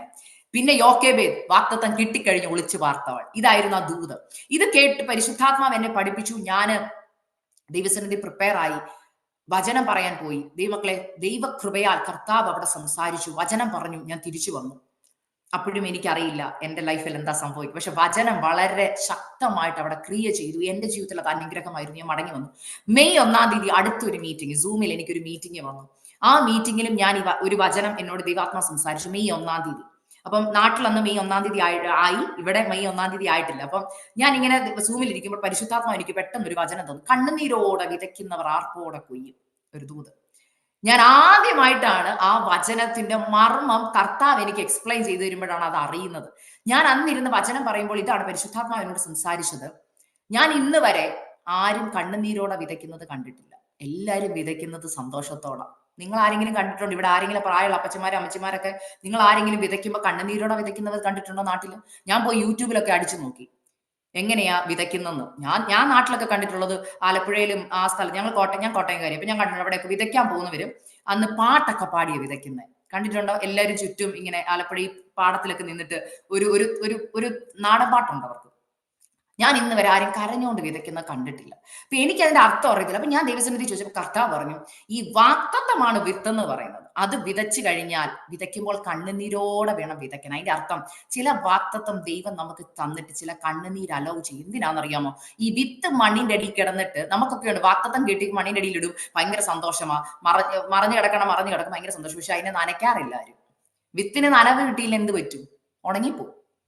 ഇന്ന് പലരുടെയും വാക്തത്വം ഉണങ്ങിക്കിടക്കും. എന്തുകൊണ്ടാണ് പറയാം? കണ്ണുനീരൊന്നുമില്ല. ദൈവം നടത്തേണ്ട സമയത്ത് നടത്തിക്കോളൂ. ദൈവം നടത്തേണ്ട സമയത്ത് നടത്തും. പക്ഷെ ചില വാക്തത്വം ഉണ്ടല്ലോ, നീ കരഞ്ഞ് തന്നെ മേടിക്കണം. കാരണം ആ കണ്ണുനീര് നമ്മൾ ഓർക്കുന്ന കർത്താവ് എന്ത് ക്രൂരനാ, കരഞ്ഞാലേ തരത്തുള്ളൂ. കരഞ്ഞാലേ തരത്തുള്ളൂ. കാരണം നീ കരയുമ്പോൾ നിന്റെ കണ്ണുനീര് ആ വാക്തത്വം വീഴുമ്പോൾ ആ വാക്തത്വം മണ്ണിന്റെ അടിയിൽ വെള്ളം ചെന്ന് നനച്ച് അതിന്റെ കിളിർപ്പ് പുറത്തു വരുന്ന ഒരു ടൈമുണ്ട്. ഹല്ലേലൂയ. ആരും വിത്ത് വിതച്ചിട്ട് നനയ്ക്കാതിരിക്കത്തില്ല. നനയ്ക്കാതിരുന്ന അത് ഉണങ്ങിപ്പോവും. എന്നാൽ ഡെയിലി നനച്ചു നോക്കിക്കേ, ഇന്നല്ലേ നാളെ നീ അതിന്റെ കിളിർപ്പ് കാണും, അതിന്റെ ഫലം നീ അനുഭവിക്കും. അതാ കർത്താവ് പറഞ്ഞ, കണ്ണുനീരോടെ വിതച്ചാൽ നിനക്കൊരു ആർപ്പോടെ കൊയ്ത്തുണ്ട്. ഇന്നെല്ലാവരും ആർപ്പോടെ കൊയ്യാനിരിക്കുക, പക്ഷെ കണ്ണുനീരൊഴുക്കാൻ തയ്യാറല്ല. അപ്പൊ ദൈവം എന്ത് ചെയ്യുന്നറിയോ? ചില കണ്ണുനീരിന്റെ അവസ്ഥ നിന്റെ ജീവിതത്തിൽ തരും. അത് വരുമ്പോൾ നീ ഡെയിലി കണ്ണുനീരൊഴുക്കും. ഈ നിങ്ങൾ കാണുന്നില്ല, മണ്ണിന്റെ അടിയിൽ വിത്ത് കടന്നു കഴിഞ്ഞാൽ ആരെങ്കിലും കാണാറുണ്ടോ? പണ്ട് ഞാൻ ഓർക്കുന്നുണ്ട്, ആദ്യമായിട്ട് ഞാൻ ഒരു സൂര്യകാന്തിയുടെ തോന്നുന്നു ഈ വിത്തിട്ടിട്ട് ഞാൻ ഓർക്കുന്നുണ്ട്, എന്നും പോയി മാന്തി നോക്കുമായിരുന്നു. നമ്മളും അങ്ങനെ തന്നെ. ചില വാക്തത്വം കിട്ടിയിട്ട് എന്നും പോയി ഇങ്ങനെ മണ്ണ് തുടർന്ന് നോക്കും, അവിടെ തന്നെ ഉണ്ടോ? വാക്തത്വം അവിടെ തന്നെ ഉണ്ടോ? വേറൊരാളും കൂടെ പറയുമ്പോൾ നമുക്ക് സന്തോഷമാണ്. പക്ഷെ ഇതല്ല ചെയ്യേണ്ടത്. മണ്ണിന്റെ അടിയിൽ പോകേണ്ടതാണ്. മണ്ണിന്റെ അടിയിൽ പോയിട്ട് എന്ത് ചെയ്യണമെന്ന് അറിയാമോ? നമ്മൾ കണ്ണുനീരോടെ പ്രാർത്ഥിക്കും, വെള്ളം ഒഴിച്ചു കൊടുക്കണം. ചില സീസൺ നമ്മൾ മണ്ണിന്റെ അടിയില്ല, ആരും നമ്മളെ കാണത്തില്ല. മനസ്സിലാവുന്നത്? എന്റെ ജീവിതത്തിൽ ഞാൻ ഇപ്പോഴും അതിന് പറയുന്നത് അണ്ടർ ദ ഗ്രൗണ്ട് സീസൺ എന്ന് പറയുന്നത്. നമ്മളെ ആർക്കും കിട്ടത്തില്ല, നമ്മളെ ആരും കാണത്തില്ല, നമ്മളും ദൈവവും മാത്രം കണ്ണുനീരോടെ മുറിക്കാത്തായിരിക്കും. ആ ഒരു അവസ്ഥ നിങ്ങൾ കടന്നു പോകുന്നുണ്ടെ ഓർത്തോ, വാക്തത്വത്തിന് വേണ്ടി കരയിപ്പിക്കുക ദൈവം നിങ്ങൾ. എന്തിനാണെന്നറിയോ? നിന്റെ വാക്തത്വമാകുന്ന വിത്ത് നനഞ്ഞിട്ടില്ല, ഉണങ്ങി കിടക്കുക. ഇനി വേണം കരഞ്ഞതിനെ മേടിക്കാൻ. മനസ്സിലായോ? ഈ മെയ് 1 ഞാൻ ഈ സൂം മീറ്റിംഗിൽ വന്ന് വചനം പറഞ്ഞുകൊണ്ടിരിക്കുമ്പോ എന്റെ വായിൽ നിന്ന് അറിയാതൊരു വാക്ക് പുറത്തു വന്നത് ഇങ്ങനെയായിരുന്നു. ഞാൻ പോലും അറിയാതെ പരിശുദ്ധാത്മാവ് പറഞ്ഞതാ. ഇന്ന് ചിലപ്പോൾ നിന്റെ വാക്തത്വം ഒരു വിത്തായിട്ട് നിന്റെ ഉദരത്തിൽ കിടക്കുമായിരിക്കും എന്ന് പറഞ്ഞു. പക്ഷെ ആ വിത്തിനെ നീ പ്രാർത്ഥിച്ച് കരഞ്ഞു മേടിക്കണോന്ന് പറഞ്ഞു. ഇതൊക്കെ പറയുമ്പോൾ എനിക്കറിയില്ലായിരുന്നു, എന്റെ ഉദരത്തിൽ എന്റെ 3ാമത്തെ കുഞ്ഞ് വിത്തായി കിടക്കുമായിരുന്നു. ഞാൻ അറിയുന്നില്ല. ഈ ദൂത് പറഞ്ഞു മെയ് 23 ഞാൻ ഫൈൻഡ് ഔട്ട് ചെയ്യുന്നു ഞാൻ പ്രഗ്നന്റ് ആണ്. അപ്പൊ ആദ്യത്തെ 2 പ്രഗ്നൻസി നോർമൽ ആയിരുന്നു, ഒരു കോംപ്ലിക്കേഷൻ ഇല്ല. എല്ലാ ചെക്കപ്പിനും ഞാൻ പോയി. ഹല്ലേലൂയ. ഒരു കുഴപ്പവും ഇല്ല. എല്ലാ ചെക്കപ്പ്, എല്ലാ മാസം ചെക്കപ്പ്, അൾട്രാസൗണ്ട് ചെയ്യുന്നു, നല്ല ഡോക്ടർമാരെ എനിക്ക് കിട്ടി, എല്ലാം നല്ല രീതിയിൽ പോയോണ്ട് ഞാൻ ഓർത്തു ഇതും അങ്ങനെ തന്നെ പോകും. മെയ് 23 ഞാൻ അറിയുന്നു പ്രഗ്നന്റ് ആണ്. സാധാരണ ഇവിടുത്തെ രീതി അനുസരിച്ച് എന്ത് ചെയ്യണം? ആദ്യം തന്നെ ഡോക്ടറെ അറിയിക്കണം. ഞങ്ങളുടെ മുമ്പിൽ വലിയൊരു പ്രശ്നം, എന്റെ അച്ഛൻ അന്ന് പാർട്ട് ടൈം ജോലി ചെയ്യുന്നത്. അപ്പൊ ഞങ്ങൾക്ക് ഇൻഷുറൻസിന്റെ ഒരു പ്രശ്നം ഉണ്ടായിരുന്നു. അപ്പൊ ഇൻഷുറൻസിന് വേണ്ടി ഞാൻ വെയിറ്റ് ചെയ്തു. അങ്ങനെ വെയിറ്റ് ചെയ്ത് 3 മാസമായി. അപ്പൊ ഈ 3 മാസം ഞാൻ എന്ത് ചെയ്യുന്നറിയോ? കർത്താവ് എന്താ ചെയ്തെന്നറിയോ എന്നെ? ഞാൻ അതിന് മുമ്പ് ഒരു മെസ്സേജ് പരിശുദ്ധാത്മാവ് എനിക്ക് തന്നില്ല. എന്തുവാ? മറിയ 3 മാസം എലിസബത്തിന്റെ കൂടെ പോയി ഒളിച്ചു പാർത്തു. ഞാൻ പറയാൻ എളുപ്പമായിരുന്നു. കർത്താവ് എന്താ ചെയ്യുന്നറിയോ? നാട്ടിൽ നിന്ന് എന്റെ ജീവിതത്തിൽ എന്റെ എലിസബത്ത് എന്ന് പറയുന്നത് എന്റെ മമ്മിയാണ്. വാക്തത്വം പ്രാപിച്ചെടുത്ത ഒരു എലിസബത്ത്. മമ്മിയെ ദൈവം ആദ്യത്തെ 3 മാസം ഇവിടെ കൊണ്ടുവന്നു. ഞാനും മമ്മിയും തന്നെ വീടിനകത്ത്. എപ്പോഴും മമ്മി വചനം പറഞ്ഞുകൊണ്ടിരിക്കുക. ഞാനും മമ്മിയും വചനം പറയുന്നു, മമ്മി എന്നെ ബലപ്പെടുത്തുന്നു, ഞങ്ങൾ ഒരുമിച്ച് ആരാധിക്കുന്നു, പ്രാർത്ഥിക്കുന്നു. ആ 3 മാസം ഏറ്റവും സന്തോഷകരമായി പോയി. എനിക്ക് ആ സമയത്ത് അധികം മീറ്റിങ്ങുകളൊന്നും എടുക്കാൻ പറ്റിയില്ല. ഒളിച്ചു വാർത്ത തന്നെ. 3 മാസം കഴിഞ്ഞപ്പോൾ മമ്മി പോയി. പിന്നെ ഞാൻ ഒറ്റയ്ക്കാ. അല്ലല്ലേ? അപ്പൊ ഞാൻ എലിസബത്തിന്റെ സീസൺ പറയുന്നുണ്ടായിരുന്നു. 5 മാസം ഒളിച്ചു വാർത്ത എലിസബത്ത്. ഭർത്താവില്ല, ഭർത്താവ് ഊമന. എലിസബത്തിനൊന്നും മിണ്ടാൻ പറ്റത്തില്ല, ആരും ഇല്ല മിണ്ടാൻ. എലിസബത്ത് ഒറ്റയ്ക്ക്. വളരെ പ്രശ്നങ്ങളുണ്ട്, പ്രതികൂലങ്ങളുണ്ട്, അല്ലെ? ശാരീരികമായുണ്ട്. ആരോടും പരാതി പറയാൻ പറ്റില്ല. എലിസബത്തിന് ദൈവം മാത്രമേ ഉള്ളൂ. ആ ഒരു അവസ്ഥയെ കുറിച്ച് ഞാൻ പറഞ്ഞു. സെയിം ആ അവസ്ഥയായിരുന്നു എനിക്ക്. എന്റെ മമ്മി ഇവിടെ നിന്ന് സെപ്റ്റംബർ 1st വീക്ക് പോയി. 2nd വീക്ക് അങ്ങോട്ട് തുടങ്ങിയപ്പോ തൊട്ട് എനിക്ക് അതിശക്തമായ ശ്വാസം മുട്ടൽ. ഞാനിത് പറയുന്നത് സ്ത്രീകളായ നിങ്ങൾക്ക് മനസ്സിലാവും. സാധാരണ പ്രഗ്നൻസി നമുക്ക് ശ്വാസമുട്ടലുണ്ടാവും. പക്ഷെ ഇത് അങ്ങനത്തെ ശ്വാസമുട്ടലല്ല. എനിക്ക് കാരണം അറിയില്ല. എനിക്ക് ശക്തമായ ശ്വാസമുട്ടൽ. എനിക്ക് ഇരിക്കാൻ വയ്യ, നിൽക്കാൻ വയ്യ, കിടക്കാൻ വയ്യ. ഇപ്പൊ നോർമലി നമുക്കറിയാലോ എങ്ങനത്തെ എന്തെങ്കിലും സിറ്റുവേഷൻ വന്നാൽ ആദ്യം നമ്മൾ ചെയ്യുന്നത് ഡോക്ടറെ കാണാം. പക്ഷെ എനിക്ക് ഇൻഷുറൻസ് കിട്ടാത്തതുകൊണ്ട് ഞാൻ വെയിറ്റ് ചെയ്യുക. അപ്പം ദൈവം എന്ത് ചെയ്യുന്നറിയോ, എന്റെ അച്ഛന് ഫുൾ ടൈം ജോലി കൊടുത്തു, ഇൻഷുറൻസ് റെഡി. അപ്പൊ ഇൻഷുറൻസ് റെഡി ആയപ്പോൾ എനിക്ക് ഞാൻ ഓർത്തു എന്ത് വരും, ഇൻഷുറൻസ് റെഡി ആയതുകൊണ്ട് എനിക്ക് ആശുപത്രി പോകും. പക്ഷെ ദൈവമക്കളെ, ഈ പ്രഗ്നൻസിയുടെ തുടക്കത്തിൽ ഒരു ദിവസം ഞാൻ ഇങ്ങനെ ഒരു ദൈവശബ്ദം കേട്ടായിരുന്നു. എന്നോട് ദൈവാത്മാവ് സംസാരിച്ചൊരു കാര്യം, അതാ ഞാൻ പറഞ്ഞ ദൈവം പറയുന്നത് അതുപോലെ അനുസരിച്ചാൽ നമുക്ക് വിടുതലാന്ന് പറഞ്ഞു. എന്നോട് ഒരു ദിവസം ഞാനിങ്ങനെ ഒട്ടും വയ്യാതെ ഛർദിലൊക്കെ കൂടി ഞാനിങ്ങനെ കിടക്കുമ്പോൾ, ശ്വാസമുട്ടലുണ്ട്, ഇങ്ങനെ കിടക്കുമ്പോൾ ഒരു ഉച്ചം കഴിഞ്ഞ സമയം ഞാൻ ഇങ്ങനെ കിടക്കുമ്പോൾ എന്റെ ഉള്ളിൽ പരിശുദ്ധാത്മാവ് ഇങ്ങനെ പറഞ്ഞു, ഈ പ്രഗ്നൻസി നിന്റെ സാധാരണ ആദ്യത്തെ 2 പ്രഗ്നൻസി പോലെ ആയിരിക്കില്ല. ഈ പ്രഗ്നൻസിയിൽ ഞാൻ മാത്രമായിരിക്കും നിന്റെ കൂടെയുള്ളത്, കൂട്ടിനുള്ളത്. എന്റെ കരം മാത്രമായിരിക്കും നിനക്ക് സഹായത്തിനുള്ളതെന്ന് പറഞ്ഞു. ഞാനത് സത്യം പറഞ്ഞ കാര്യമാക്കി എടുത്തില്ല. ഞാൻ ഓർത്ത് എല്ലാ കാര്യത്തിലും ഉണ്ട്. കർത്താവിന്റെ കരമില്ലാതെ എനിക്ക് പറ്റത്തില്ലല്ലോ എന്നുള്ളൊരു ചിന്തയിലാണ് ഞാൻ അത് എടുത്തത്. കർത്താവിന്റെ കരമില്ലാതെ എനിക്ക് സഹായം ഇല്ലല്ലോ എന്ന്. പക്ഷേ ദൈവമക്കളെ, കർത്താവ് പറഞ്ഞ കറക്റ്റ് ആയിരുന്നു. എന്റെ ആദ്യം ഞാൻ പറഞ്ഞു ഇൻഷുറൻസ് ഇല്ലെന്ന്, അതുകൊണ്ട് ഞാൻ ആശുപത്രിയിൽ പോയില്ല. ഇൻഷുറൻസ് കിട്ടിക്കഴിഞ്ഞ് ഞാൻ ഹോസ്പിറ്റലിൽ വിളിച്ചു. എന്റെ ഇൻഷുറൻസ് എല്ലാം റെഡി ആയി കഴിഞ്ഞപ്പോൾ ഞാൻ ആദ്യത്തെ എന്റെ 2 ഡെലിവറിക്കും പോയ ഹോസ്പിറ്റലിൽ വിളിച്ചു. അവരോട് ഞാൻ പറഞ്ഞു എനിക്കിങ്ങനെ ഞാൻ പ്രഗ്നന്റ് ആണ്. അപ്പൊ എന്നോട് എത്ര ആഴ്ചയായി, ഇവിടെ വീക്സ് ആണ് നോക്കുന്നത്. അപ്പൊ ഞാൻ പറഞ്ഞു ഞാൻ 30 വീക്സ് ആയി, 30 ആഴ്ചയായി, എനിക്ക് 36 വയസ്സും ഉണ്ട്. ഹോസ്പിറ്റലിൽ വിളിച്ച ഉടനെ ഡോക്ടർ അവിടുത്തെ റിസപ്ഷനിൽ വിളിച്ചപ്പോൾ എന്നോട് പറഞ്ഞത്, നിനക്ക് 30 ആഴ്ച കഴിഞ്ഞതുകൊണ്ട് നീ 36 വയസ്സായതുകൊണ്ട് ഹൈ റിസ്കില്ല, അതുകൊണ്ട് ഞങ്ങൾക്ക് നിന്നെ എടുക്കാൻ പറ്റത്തില്ലെന്ന് പറഞ്ഞു. ഞങ്ങൾ അക്സെപ്റ്റ് ചെയ്യത്തില്ലെന്ന് പറഞ്ഞു. എനിക്ക് ആകെ ഷോക്കായി പോയി. ഞാൻ പറഞ്ഞു ഞാൻ ഒരു ടെസ്റ്റും ചെയ്തിട്ടില്ല, ഞാൻ ബ്ലഡ് ടെസ്റ്റ് ചെയ്തിട്ടില്ല, ഒന്നും ചെയ്തിട്ടില്ല. അതുകൊണ്ട് എനിക്ക് എന്തെങ്കിലും ഒരു ഡോക്ടറിന്റെ ഒരു ഹെൽപ്പ് കിട്ടിയേ പറ്റൂ, അൾട്രാസൗണ്ട് ചെയ്തേ പറ്റൂ. അപ്പൊ അവർ പറഞ്ഞു ഒന്നും ഞങ്ങൾക്ക് ചെയ്യാൻ പറ്റത്തില്ല. വേറൊരു ക്ലിനിക്കിന്റെ നമ്പർ തന്നു. അവരെ വിളിച്ചപ്പോൾ സെയിം തിങ്, അവർക്ക് ഡേറ്റേ ഇല്ല, എല്ലാ ഡേറ്റും അവർ ഒക്യുപ്പൈഡാ. എനിക്ക് അപ്പോയിന്റ്മെന്റ് കിട്ടി എപ്പോഴാണെന്നറിയോ, 2025 ജാനുവരിയിൽ. ഞാൻ പറഞ്ഞു അന്ന് എന്റെ ഡെലിവറിയാ, പിന്നെ എനിക്ക് അപ്പോയിന്റ്മെന്റ് കിട്ടിയിട്ട് കാര്യമില്ല. അങ്ങനെ എനിക്ക് അപ്പോയിന്റ്മെന്റ്സ് വന്നില്ല. പക്ഷെ ദൈവത്തിന് ഒരു ഉദ്ദേശമുണ്ട് മക്കളെ. ഞാൻ എന്തിനാ ഇത് പറഞ്ഞു വെച്ചാൽ, ദൈവം എന്നോട് പറഞ്ഞ എന്നാ, എന്റെ കരം തന്നെയായിരിക്കും നിനക്ക് സഹായം എന്നാണ് പറഞ്ഞത്. അതിന്റെ കാരണം ദൈവത്തിന് ഈ പ്രഗ്നൻസിയിൽ ഞാൻ മനുഷ്യരിൽ ആശ്രയിക്കുന്നതിനോട് താല്പര്യമില്ലായിരുന്നു. അതിന് ദൈവം ചെയ്ത വഴിയാണ് ഞാൻ ഈ പറയുന്നത്. എന്റെ ജീവിതത്തിൽ ഇന്ന് ഞാൻ തിരിഞ്ഞു നോക്കുമ്പോൾ കർത്താവ് വിശ്വസ്തനാ ദൈവമക്കളെ. ഹല്ലേലൂയ. ഞാൻ ഇന്ന് ഈ ടെസ്റ്റ് മണി പറയുമ്പോൾ എനിക്ക് ചിലപ്പോൾ എല്ലാവർക്കും ഇത് അക്സെപ്റ്റ് ചെയ്യണമെന്നില്ലായിരിക്കും. പക്ഷേ ചിലരോട് പരിശുദ്ധാത്മാവ് പറയാം, ദൈവം നിന്റെ കൂടെ ഉണ്ടെങ്കിൽ ആ ജേർണിയിൽ മനുഷ്യരെ ആരെ ആശ്രയിക്കാൻ ദൈവം നിന്നെ അനുവദിക്കത്തില്ല. ദൈവം നിന്നോട് ചിലത് ചെയ്യാൻ പറയുമ്പോൾ നീ അത് ചെയ്യാനുള്ള അനുസരണമാണ് നമുക്ക് വേണ്ടത്. ഹല്ലേലൂയ. ദൈവമക്കളെ, ഞാൻ പറഞ്ഞില്ല, എനിക്ക് സെപ്റ്റംബറിൽ ആദ്യത്തെ ആഴ്ച മമ്മി പോയതിനു ശേഷം ശ്വാസമുട്ടൽ തുടങ്ങി. എന്റെ ഈ ശ്വാസം മുട്ടൽ കണ്ടു നിൽക്കുന്നവർക്ക് സഹിക്കാൻ പറ്റത്തില്ല. എന്റെ ഹസ്ബൻഡിന് പലപ്പോഴും വെപ്രാളം കയറിയിട്ടുണ്ട്. കാരണം എന്റെ ചുണ്ടെല്ലാം അങ്ങോട്ട് നീലയ്ക്കാൻ തുടങ്ങും, കൈയുടെ വിരലെല്ലാം സൈനോസ്ഡ് ആവും, നീലയ്ക്കും, എന്നെ വിറയ്ക്കാൻ തുടങ്ങും, കൈയും കാലും തണുക്കാൻ തുടങ്ങും. വല്ലാത്തൊരവസ്ഥ. എന്റെ ഹാർട്ട് ബീറ്റ് അടിക്കുന്ന എനിക്ക് കേൾക്കാം. 3 വട്ടം ഞങ്ങൾ പ്ലാൻ ചെയ്തു ഹോസ്പിറ്റലിൽ പോകാൻ, 911 വിളിക്കാൻ. പക്ഷെ എന്റെ ഉള്ളിൽ പരിശുദ്ധാത്മാവ് പറഞ്ഞു നോ, പോകരുത്. ഇതെനിക്ക് അത് എന്നോട് ഒരാൾ ചോദിച്ചു വ്യക്തമായിട്ട് കേട്ടു. ഞാൻ പറഞ്ഞു വ്യക്തമായിട്ട് കേട്ട ശബ്ദമാണ്, പോകരുത്. ഇപ്പൊ ഞാൻ ആദ്യം ഓർത്തു, കർത്താവേ എനിക്ക് ജീവൻ വേണം, എനിക്ക് ശ്വാസം കിട്ടാതെ വരുമ്പോൾ എന്റെ ടെൻഷൻ മുഴുവൻ ഉദരത്തിൽ കിടക്കുന്ന കുഞ്ഞിനെ കുറിച്ചുള്ള വെപ്രാളം. എന്റെ കുഞ്ഞിന് ശ്വാസം കിട്ടുന്നുണ്ടോ, കുഞ്ഞ് ഓക്കെ ആണോ എന്ന് എന്റെ ചിന്ത. പക്ഷെ അപ്പൊ തന്നെ എന്റെ ഉള്ളിൽ പരിശുദ്ധാത്മാ പറയുന്നുണ്ട് പോകരുത്. അപ്പൊ ഞാൻ പറഞ്ഞില്ല, എന്റെ ഹസ്ബൻഡ് എന്നെ കൊണ്ടുപോവാണ്, ഞാൻ പോകും. അപ്പോഴാണ് എന്റെ ഹസ്ബൻഡിനോട് പരിശുദ്ധാത്മാ ഇടപെട്ടു. ഒരു ദിവസം ഞങ്ങൾ വേറൊരു വീട്ടിലിരിക്കും, എനിക്ക് പെട്ടെന്ന് ഇതുപോലെ ഒരു അറ്റാക്ക് പോലെ വന്നിട്ട് എനിക്ക് പെട്ടെന്ന് ശ്വാസം കിട്ടുന്നില്ല, ഞാൻ വെപ്രാളപ്പെടാൻ തുടങ്ങി. ആ വീട്ടുകാർ പറഞ്ഞു പെട്ടെന്ന് അക്സേ 911 വിളിച്ച് ഹോസ്പിറ്റലിൽ കൊണ്ടുപോകണം. എന്റെ ഹസ്ബൻഡ് കീ എടുത്തു കാറിന്റെ ഡോറിന്റെ അവിടെ ചെന്നിട്ട് തിരിച്ചു വരും. അപ്പൊ ഞാൻ ഓർത്തപ്പോ എന്നെ കൊണ്ടുപോകാൻ വേണ്ടിയായിരിക്കും എന്നോർത്ത് എന്റെ അടുത്ത് വന്നിട്ട് എന്റെ കയ്യെ പിടിച്ചിട്ട് ചോദിക്കാം, നിനക്ക് ശരിക്കും ഹോസ്പിറ്റലിൽ പോകണോ? ഞാൻ പറഞ്ഞു പോണ്ടേ, ശ്വാസം കിട്ടുന്നില്ല, പോണം. ഞാൻ ഇങ്ങനെ വെപ്രാളം കാണിക്കാം. അപ്പൊ അച്ഛൻ പറയും എന്റെ അടുത്ത് വന്നിട്ട്, അദ്ദേഹം ഒരു നേഴ്സാന്ന് ഓർക്കണം, എന്റെ അടുത്ത് വന്നിട്ട് പറയാം നമുക്ക് പ്രാർത്ഥിക്കാം, പോകണ്ട. ഞാൻ ഓർത്തു ദൈവമേ ഇത് എന്തൊരു ഭർത്താവാന്ന് നമ്മൾ ആദ്യം ഓർക്കുമല്ലേ. പക്ഷെ എനിക്ക് അപ്പൊ മനസ്സിലായി, എന്റെ ഉള്ളിൽ പറയുന്നുണ്ട് പരിശുദ്ധാത്മാ പോകരുതെന്ന്. ഹസ്ബൻഡ് പറഞ്ഞപ്പോൾ എനിക്കറിയാം ഇത് ദൈവത്തിന് നിശ്ചയം. ഞാൻ പറഞ്ഞ എന്നൊരു കാര്യം, പെട്ടെന്ന് വീട്ടിൽ പോയി. ഞാൻ വീട്ടിൽ വന്ന ഉടനെ എന്റെ മമ്മിയെ വിളിച്ചു. മമ്മി ഇങ്ങനെ ഒരു അവസ്ഥയിലാണ്, എന്ത് ചെയ്യണമെന്ന് എനിക്ക് അറിയത്തില്ല, മമ്മി പ്ലീസ് പ്രാർത്ഥിക്കണം. മമ്മി പ്രാർത്ഥിച്ച ഉടനെ മമ്മി എന്നോട് പറഞ്ഞു, മോനെ ഇത് സാധാരണ ഒരു ഫൈറ്റ് അല്ല, ഇതൊരു ആത്മീക പോര. നിന്റെ തലമുറയ്ക്കെതിരെ ശത്രു വെല്ലുവിളിച്ചേക്ക്, ഇതിന്റെ മേൽ ജയം എടുക്കണം, നീ ആത്മാവിൽ ആരാധിച്ചേ പറ്റൂ. ഞാൻ പറഞ്ഞു മമ്മി ആരാധിക്കാൻ പോയിട്ട് സ്തോത്രം പറയാൻ വാ തുറക്കാൻ പറ്റുന്നില്ല, കാരണം എനിക്ക് ശ്വാസം കിട്ടുന്നില്ല. ദൈവമക്കളെ, എനിക്കറിയത്തില്ല എത്രത്തോളം എനിക്കത് എക്സ്പ്ലെയിൻ ചെയ്യാൻ പറ്റും. ശ്വാസം മുട്ടൽ അനുഭവിച്ചവർക്ക് അറിയായിരിക്കും. എനിക്ക് കിടക്കാൻ പറ്റുന്നില്ല, നിൽക്കാൻ പറ്റുന്നില്ല, ഇരിക്കാൻ പറ്റുന്നില്ല. ഞാൻ കിടന്ന് എന്റെ ജീവന് വേണ്ടി സ്ട്രഗിൾ ചെയ്യുന്ന ഒരവസ്ഥ. ഞങ്ങൾ ആരും ഈ വിഷയങ്ങൾ അറിയിച്ചില്ല. പക്ഷെ ഞാനും എന്റെ ഹസ്ബൻഡ് ദൈവസന്നിധി പ്രാർത്ഥിച്ചു. അങ്ങനെ ഇരിക്കുമ്പോൾ ദൈവാത്മാവ് ദൂത് പറയും, ഇനിയാണ് ദൈവം സംസാരിക്കുന്നത്. ഞാൻ ദൈവത്തോട് ചോദിച്ചു, കർത്താവ് ഞാൻ എന്താ ചെയ്യേണ്ടത്? എനിക്കറിയത്തില്ല. അപ്പോൾ ആ കർത്താവ് എന്നോട് സംസാരിച്ച വചനമാണ് ഞാൻ നിങ്ങളോട് പറഞ്ഞു. എന്നോട് പറഞ്ഞു, നീ ഇന്ന് തൊട്ട് ഇന്ന് തൊട്ട് നീ ദൈവസന്നിധിയിൽ ഉപവസിച്ച് പ്രാർത്ഥിക്കാൻ പറഞ്ഞു. ഇനിയാണ് ഞാൻ പറയുന്ന പോയിന്റ്. ഞാൻ പ്രഗ്നന്റ് ആ ദൈവമക്കളെ. 5ാം മാസത്തിലോട്ട് കയറി. ഉപവസിക്കാൻ ഒരു ഗർഭിണിയോട് പറഞ്ഞാൽ എന്തായിരിക്കും സ്ഥിതി നിങ്ങൾക്കറിയാം. ഒന്നാമത് എനിക്ക് ലോ ബ്ലഡ് പ്രഷറാണ്.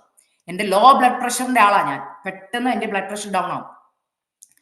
ഉപവസിക്കാൻ പറഞ്ഞപ്പോൾ ഞാൻ ദൈവത്തോട് ചോദിച്ചു, കർത്താവേ, പ്രത്യേകിച്ച് ഞാൻ എന്റെ സ്പെഷ്യാലിറ്റി ഒബ്സ്ട്രറ്റിക് ആൻഡ് ഗൈനക്കോളജി ആയിരുന്നു നഴ്സിംഗിൽ. എനിക്ക് ഇതിന്റെ കോംപ്ലിക്കേഷൻസ് മൊത്തം അറിയാം. ഞാൻ കർത്താവിനോട് ചോദിച്ചു, കർത്താവ് എത്ര മണി വരെയാ? കർത്താവിന്റെ സംസാരം വ്യക്തമായിരുന്നു. 1 മണി വരെ എല്ലാ ദിവസവും നീ ഉപവസിക്കണം. എത്ര നാളാ? പിന്നെ മൗനമാ. എത്ര നാളെന്ന് പറയുന്നില്ല കേട്ടോ, മൗനമാ. ഞാൻ ചോദിച്ചു, ഒന്നുകൂടെ പറ. ഇല്ല, വ്യക്തമാ, 1 മണി വരെ നീ ഉപവസിക്കണം. അപ്പം എനിക്ക് ഉള്ളിൽ 100 ചോദ്യമുണ്ട്. ബിക്കോസ് എനിക്ക് സയൻസ് അറിയാവുന്നത് കൊണ്ട്. കേൾക്കണേ, സയൻസ് അറിയാവുന്നത് കൊണ്ട് എനിക്ക് 100 ചോദ്യമുണ്ട്. കർത്താവേ, how it is possible? Because എനിക്ക് എന്ത് ചെയ്യണമെന്ന് അറിയത്തില്ല. ഒന്ന്, എന്റെ ഉദരത്തിൽ ഒരു കുഞ്ഞ്, 2 പേർക്കുള്ള ഭക്ഷണം കഴിക്കേണ്ട സമയം. ഒന്നാമതേ ഞാൻ മെലിഞ്ഞതാ, അതിന്റെ കൂടെ എന്റെ ഉദരത്തിൽ കിടക്കുന്ന കുഞ്ഞിന് പോഷകം വേണം. ഇതൊക്കെ എന്റെ ചോദ്യമാണ്. കർത്താവ് എന്നോട് അപ്പോഴും പറഞ്ഞു, ട്രസ്റ്റ് മീ, ഒബേ മീ. ഈ 2 വാക്ക് പിന്നെയും പിന്നെയും പരിശുദ്ധാത്മാവ് എന്നോട് പറയാൻ തുടങ്ങി. Trust me, obey me.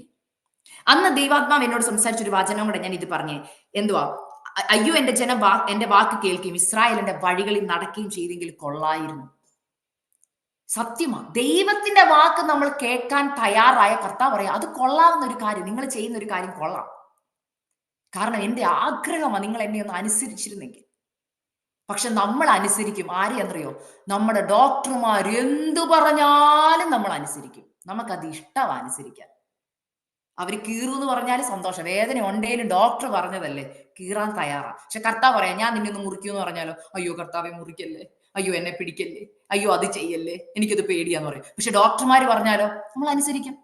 Doctor പറഞ്ഞ ഫാസ്റ്റിംഗ് ഇരിക്കാൻ നിങ്ങൾ ഫാസ്റ്റിംഗ് ഇരിക്കും. പക്ഷെ ദൈവം നിങ്ങളോടൊന്ന് ഫാസ്റ്റിംഗ് ഇരിക്കാൻ പറഞ്ഞാൽ നിങ്ങൾ എന്ത് പറയുമെന്ന് ഞാൻ പറയാം. അയ്യോ എന്റെ ഷുഗർ ഡൗൺ ആവും, അയ്യോ ഡോക്ടർ പറഞ്ഞിട്ടുണ്ട് പ്രഷർ ഡൗൺ ആവും, അല്ലെ പ്രഷർ കൂടും, ഉപവസിക്കരുതെന്ന്. പക്ഷെ ഡോക്ടർ എന്ന് പറഞ്ഞു നോക്കട്ടെ, നാളെ 12 മണി വരെ ഒന്നും കഴിക്കാതെ വേണം വരാൻ, ഷുഗർ ടെസ്റ്റ് ചെയ്യാനാ, അല്ലെ രാവിലെ വരുമെന്ന് നമ്മൾ അനുസരിക്കും. പക്ഷെ ഞാൻ കണ്ടിട്ടുണ്ട് ചിലരോട് പരിശുദ്ധാത്മ ഉപവസിക്കാൻ പറയുമ്പോൾ ആദ്യം അവർ പറഞ്ഞ വാക്കെന്നറിയോ? സിസ്റ്റർ, എനിക്ക് ഉപവസിക്കാൻ പറ്റത്തില്ല, പണ്ടത്തെ പോലെ അല്ല ഇപ്പം, എനിക്ക് തല കറങ്ങും. ഇത് ആര് പറഞ്ഞിട്ടാ ഉപവസിക്കുന്നത്? കർത്താവ് പറഞ്ഞിട്ടാ. എന്റെ ജീവിതത്തിൽ എനിക്ക് ഡൗട്ട് ഉണ്ടായിരുന്നു, അതുകൊണ്ടാണ് ഞാൻ തുറന്നു പറഞ്ഞു, ഡൗട്ട് ഉണ്ടായിരുന്നു. ചെല്ലി പറയും എനിക്ക് ഉപവസിക്കാൻ പറ്റത്തില്ല സിസ്റ്റർ, രാവിലെ പിന്നെ എന്റെ കൈ കാല് വരയ്ക്കാൻ തുടങ്ങും, തല കറങ്ങി വീഴും. ഞാൻ പറഞ്ഞ 5 മാസം പ്രഗ്നന്റ് ആയിരുന്ന ഒരു വ്യക്തിയാണ് നിങ്ങളോട് പറയുന്നത്. എനിക്ക് രാവിലെ എഴുന്നേൽക്കുമ്പോൾ ഉപവസിക്കാൻ പറ്റുമെന്ന് എനിക്കറിയാം, അത്രയ്ക്ക് എന്റെ ശരീരം വീക്കാം. എന്നാൽ നെക്സ്റ്റ് ഡേ ഞാൻ ഹസ്ബൻഡിനോട് പറഞ്ഞു, അച്ഛാ ദൈവം എന്നോട് ഉപവസിക്കാൻ പറഞ്ഞു. അച്ഛൻ എനിക്ക് ഉപവസിക്കാൻ പറഞ്ഞോ? എങ്ങനെ, ഹൗ ഇസ് ഇറ്റ് പോസിബിൾ? ഞാൻ പറഞ്ഞു, എനിക്ക് അറിയില്ല, കർത്താവ് കൃപ തരും. ഞാൻ ചുരുക്കുക പെട്ടെന്ന് ഞാൻ ദൈവസന്നിധി ഉപവസിക്കാൻ തീരുമാനമെടുത്തു. ദൈവമക്കളെ, പിറ്റേ ദിവസം രാവിലെ ഞാൻ ഉപവസിക്കാൻ തീരുമാനമെടുത്ത് രാവിലെ എഴുന്നേറ്റ് വരും. ആദ്യത്തെ സിമ്പിൾ, രാവിലെ എഴുന്നേറ്റ് കട്ടിലിൽ നിന്ന് വരികയും എനിക്ക് തല കറങ്ങാൻ തുടങ്ങി, എന്റെ ശരീരം വിറയ്ക്കാൻ തുടങ്ങി, ഞാൻ വീഴാൻ വേണ്ടി പോവാം. ഓടി വന്ന് എന്റെ ഹസ്ബൻഡ് പിടിച്ചു, എന്നെ സോഫയിൽ ഇരുത്തിയിട്ട് പറഞ്ഞു, ശരിക്കും നിനക്ക് ഫാസ്റ്റിംഗ് ഇരിക്കണോ? അപ്പം ഞാനിത് പറഞ്ഞത് ആത്മീക മണ്ഡലത്തിലാണ് പറഞ്ഞു. ഞാൻ പറഞ്ഞത് ഇത് എത്രത്തോളം ആൾക്കാർക്ക് മനസ്സിലാവും, പക്ഷെ ഞാൻ കടന്നു പോയതാ, അതുകൊണ്ടാണ് ഞാൻ ഈ പറയുന്നത്. നിങ്ങൾ എത്ര വിശ്വസിക്കുക എനിക്ക്, പക്ഷെ I have gone through it. എന്റെ പെയിൻ എനിക്കേ അറിയത്തുള്ളൂ. എന്റെ ഹസ്ബൻഡ് ഇത് പറയുമ്പോൾ എനിക്ക് ആത്മമണ്ഡലത്തിൽ കേൾക്കാൻ പറ്റുന്നുണ്ട് പിശാച് പറയുന്നത്, നീ ഇപ്പൊ ഫാസ്റ്റിംഗ് ഇരുന്നാണ്ടല്ലോ, നിന്റെ കുഞ്ഞിനെ നഷ്ടപ്പെടും, നീ ഇപ്പൊ കുഞ്ഞിന് വേണ്ടി കൂടെ ഭക്ഷണം കഴിക്കും, നിനക്ക് നിന്റെ കുഞ്ഞിനെ നഷ്ടപ്പെടും എന്നുള്ള വാക്ക് എനിക്ക് ഇങ്ങനെ കേൾക്കാം. ഇത് നെഗറ്റീവ് ആണെന്നറിയാം, ദൈവം പറഞ്ഞ വാക്കും എനിക്കറിയാം. ഉപവസിക്കണം, ഉപവസിച്ച് പ്രാർത്ഥിച്ചാലേ നിനക്ക് നിന്റെ തലമുറയെ കിട്ടത്തുള്ളൂ. അപ്പൊ തന്നെ പിശാച് പറയാം, എന്നോട് ഉള്ളിൽ പറയാം, ബുദ്ധി കുഞ്ഞുങ്ങളാവരുത്. ദൈവം ഒരിക്കലും അങ്ങനെ പറയത്തില്ല. ഇതെല്ലാം എന്റെ ഒരു സൈഡിൽ വരിക. പെട്ടെന്ന് ഞാൻ ചെയ്തൊരു കാര്യം ഇങ്ങനെയാണ്. ഞാൻ ദൈവസന്നിധിയിൽ എന്റെ ജീവിതത്തിൽ കർത്താവ് പറയുന്നതിന്റെ മഹത്വം മനസ്സിലായത്. ഞാൻ എനിക്ക് കൈ ഉയർത്താനുള്ള ശക്തിയൊന്നുമില്ല, വളരെ കുഴഞ്ഞിരിക്കുന്നത്. പക്ഷെ ഒരു കൈ ഞാൻ സ്വർഗത്തിലേക്ക് ഉയർത്തിട്ട് ഉറക്കെ എന്റെ ഉള്ള ശബ്ദം എടുത്തിട്ട് ഞാൻ പറഞ്ഞു, അച്ചച്ചാ ഇന്ന് തൊട്ട് ദൈവം പറഞ്ഞതുപോലെ ഞാൻ ഉപവസിക്കും, ഉപവസിച്ച് പ്രാർത്ഥിച്ച് എന്റെ വാക്തത്വത്തെ ഞാൻ പിടിച്ചെടുക്കുക തന്നെ ചെയ്യും. ഇത് പറയുകയും എന്റെ ശരീരത്തിലേക്ക് ഒരു ദൈവശക്തി വ്യാപരിച്ചു. എനിക്ക് ഫീൽ ചെയ്യാൻ പറ്റുന്നുണ്ട് ശത്രു തല താഴ്ത്തി പോകുന്നു. അന്ന് എനിക്കൊരു കാര്യം മനസ്സിലായി. നമ്മൾ വാ തുറന്ന് ചിലത് ആത്മാവി പറയുമുണ്ടല്ലോ, ഇവൻ പത്തി മടക്കി പോവുക തന്നെ ചെയ്യും. പക്ഷെ നമ്മളുണ്ടല്ലോ, അവൻ പറയുന്നു ശരിയാണല്ലോ എന്ന് പറഞ്ഞ് അവൻ കൂടെ ഇരിക്കും വന്നു. പിന്നെ അവൻ കൂടുതൽ ആലോചന പറഞ്ഞു തരും. മനസ്സിലായോ? ഞാൻ അച്ഛനോട് പറഞ്ഞു, പ്രാർത്ഥിച്ചു ഒരു ഗ്ലാസ് വെള്ളം എനിക്ക് തരാൻ പറഞ്ഞു. എന്റെ ഹസ്ബൻഡ് ഓടിപ്പോയി വെള്ളം എടുത്തു വന്നു, പ്രാർത്ഥിച്ചു, എനിക്ക് തന്നു. ദൈവകൃപയാൽ ആദ്യത്തെ ദിവസം ഫാസ്റ്റിംഗ് ഇരുന്നു 1 മണി വരെ. അപ്പം രാത്രി ഒരു 9 മണിക്ക് കഴിച്ചു കഴിഞ്ഞാൽ പിന്നെ പിറ്റേ ദിവസം 1 മണിക്കാണ് കഴിക്കുന്നത്. അപ്പൊ ഏകദേശം ഒരു 14-15 മണിക്കൂർ എന്റെ വയറ്റിലേക്ക് ഒന്നും പോകുന്നില്ല. ഞാൻ ചുരുക്കുക. അങ്ങനെ ദൈവകൃപയാൽ ഡെലിവറിയുടെ അന്ന് വരെ, ഞാൻ ഡെലിവറി ചെയ്യുമ്പോഴും ഫാസ്റ്റിങ്ങോടെയാണ് പ്രസവിക്കുന്ന കുഞ്ഞിനെ. അപ്പം നടന്നൊരു കാര്യം, 5-ാം മാസം തൊട്ട് ഫാസ്റ്റിംഗ് 1 മണി വരെ നടന്നൊരു കാര്യം, ഈ സമയത്ത് ഇടയ്ക്ക് പിശാച് കൊണ്ട് തോട്ട് തരും, നീ ചെക്കപ്പിനോ പോകുന്നില്ല, നിന്റെ വെയിറ്റ് എങ്കിലും നീ ചെക്ക് ചെയ്യും. ശരിയല്ലേ? വെയിറ്റ് ചെക്ക് ചെയ്യണം. കാരണം എല്ലാ ചെക്കപ്പിനും പോകുമ്പോൾ നമ്മുടെ വെയിറ്റ് ചെക്ക് ചെയ്യും, കുഞ്ഞ് വളരുന്നുണ്ടോന്ന് അറിയാം. ഞാൻ സെപ്റ്റംബർ തൊട്ട് വെയിറ്റ് ചെക്ക് ചെയ്യുമ്പോൾ ഇവിടത്തെ വെച്ചാൽ ഞാൻ പറയുന്നത് 130 പൗണ്ട്സ് ആയിരുന്നു ഞാൻ. എല്ലാ മാസവും ഞാൻ ചെക്ക് ചെയ്യുമ്പോഴും ഞാൻ 130 പൗണ്ടാണ്. ഡിസംബർ ആയി, അതായത് 8-ാം മാസമായി. 8-ാം മാസത്തിൽ ഞാൻ ചെക്ക് ചെയ്യുമ്പോഴും 130 പൗണ്ട്സ്. ഈ ഓരോ വട്ടം ഞാൻ വെയിറ്റ് ചെക്ക് ചെയ്ത് വന്നിരിക്കുമ്പോൾ എന്റെ ഉള്ളിൽ സംശയം കയറാൻ തുടങ്ങി. കർത്താവേ, എന്റെ കുഞ്ഞ് വളരുന്നില്ലേ? ഞാൻ ആദ്യം ഓർത്ത് വെയിറ്റ് മെഷീന്റെ പ്രോബ്ലം ആണ്. വേറൊരു വീട്ടിൽ പോയി ഞാൻ ചെക്ക് ചെയ്തപ്പോൾ 130. അതിന്റെ അർത്ഥം 1 ഗ്രാം പോലും ഞാൻ കൂടുന്നില്ല. അപ്പൊ ഡൗട്ട് വരാൻ തുടങ്ങി. അയ്യോ, എന്റെ കുഞ്ഞിന് എന്തോ പ്രശ്നമുണ്ട്, എന്റെ കുഞ്ഞിന് എന്തോ പ്രശ്നമുണ്ടെന്ന് ഉള്ളിൽ ഡൗട്ട് വരുന്നു. അപ്പൊ തന്നെ ഞാനൊരു അൾട്രാസൗണ്ട് ചെയ്യുന്നില്ല. എന്റെ കുഞ്ഞ് ഹെൽത്തി ആണോ എന്ന് എനിക്ക് അറിയത്തില്ല. ഞാൻ പറഞ്ഞില്ലേ, കാണാതെ വിശ്വസിക്കാന്ന് കേട്ടിട്ടുണ്ടോ? കാണാതെ വിശ്വസിക്കുക. ഞാൻ ഇത് പറയുന്നത്, ഹോസ്പിറ്റലിൽ പോകാം, പക്ഷെ എനിക്ക് പോകാൻ പറ്റുന്നില്ല. ഞാൻ ഹോസ്പിറ്റലിൽ വിളിച്ചു നോക്കുമ്പോൾ അവർ പറഞ്ഞു ഇങ്ങോട്ട് വരണ്ട, ഡെലിവറിക്ക് വന്നാൽ മതി, കാരണം നിന്നെ അക്സെപ്റ്റ് ചെയ്യാൻ പറ്റത്തില്ല, because you are high risk, 30 weeks കഴിഞ്ഞു. എനിക്ക് എന്റെ മുമ്പിൽ എല്ലാ അസാധ്യതകളും. കൂടെ എന്റെ മമ്മി കൂടെ എന്ന് പറഞ്ഞു, മോനെ, നിങ്ങളെ 4 പേരെ ഞാൻ പ്രസവിച്ചപ്പം ഒരു ഡോക്ടർ എന്നെ ചെക്ക് ചെയ്തിട്ടില്ല, ഒരു അൾട്രാസൗണ്ട് ഞാൻ എടുത്തിട്ടില്ല, വീട്ടിലാ പ്രസവിച്ചത്, വിശ്വാസത്തോടുകൂടാ പ്രസവിച്ചത്. അങ്ങനെയെങ്കിൽ ഈ ജേർണിയിൽ ദൈവം നിന്റെ കൂടെയുണ്ട്. ഞാൻ വിശ്വസിച്ചു ദൈവമക്കളെ. സംശയങ്ങൾ വരുമ്പോഴെല്ലാം വചനം പറയാൻ തുടങ്ങി. ആ സമയത്ത് എന്നെ ദൈവം ഹെൽപ്പ് ചെയ്ത വചനമാണ് സാംസ് 91, 91-ാം സങ്കീർത്തനം.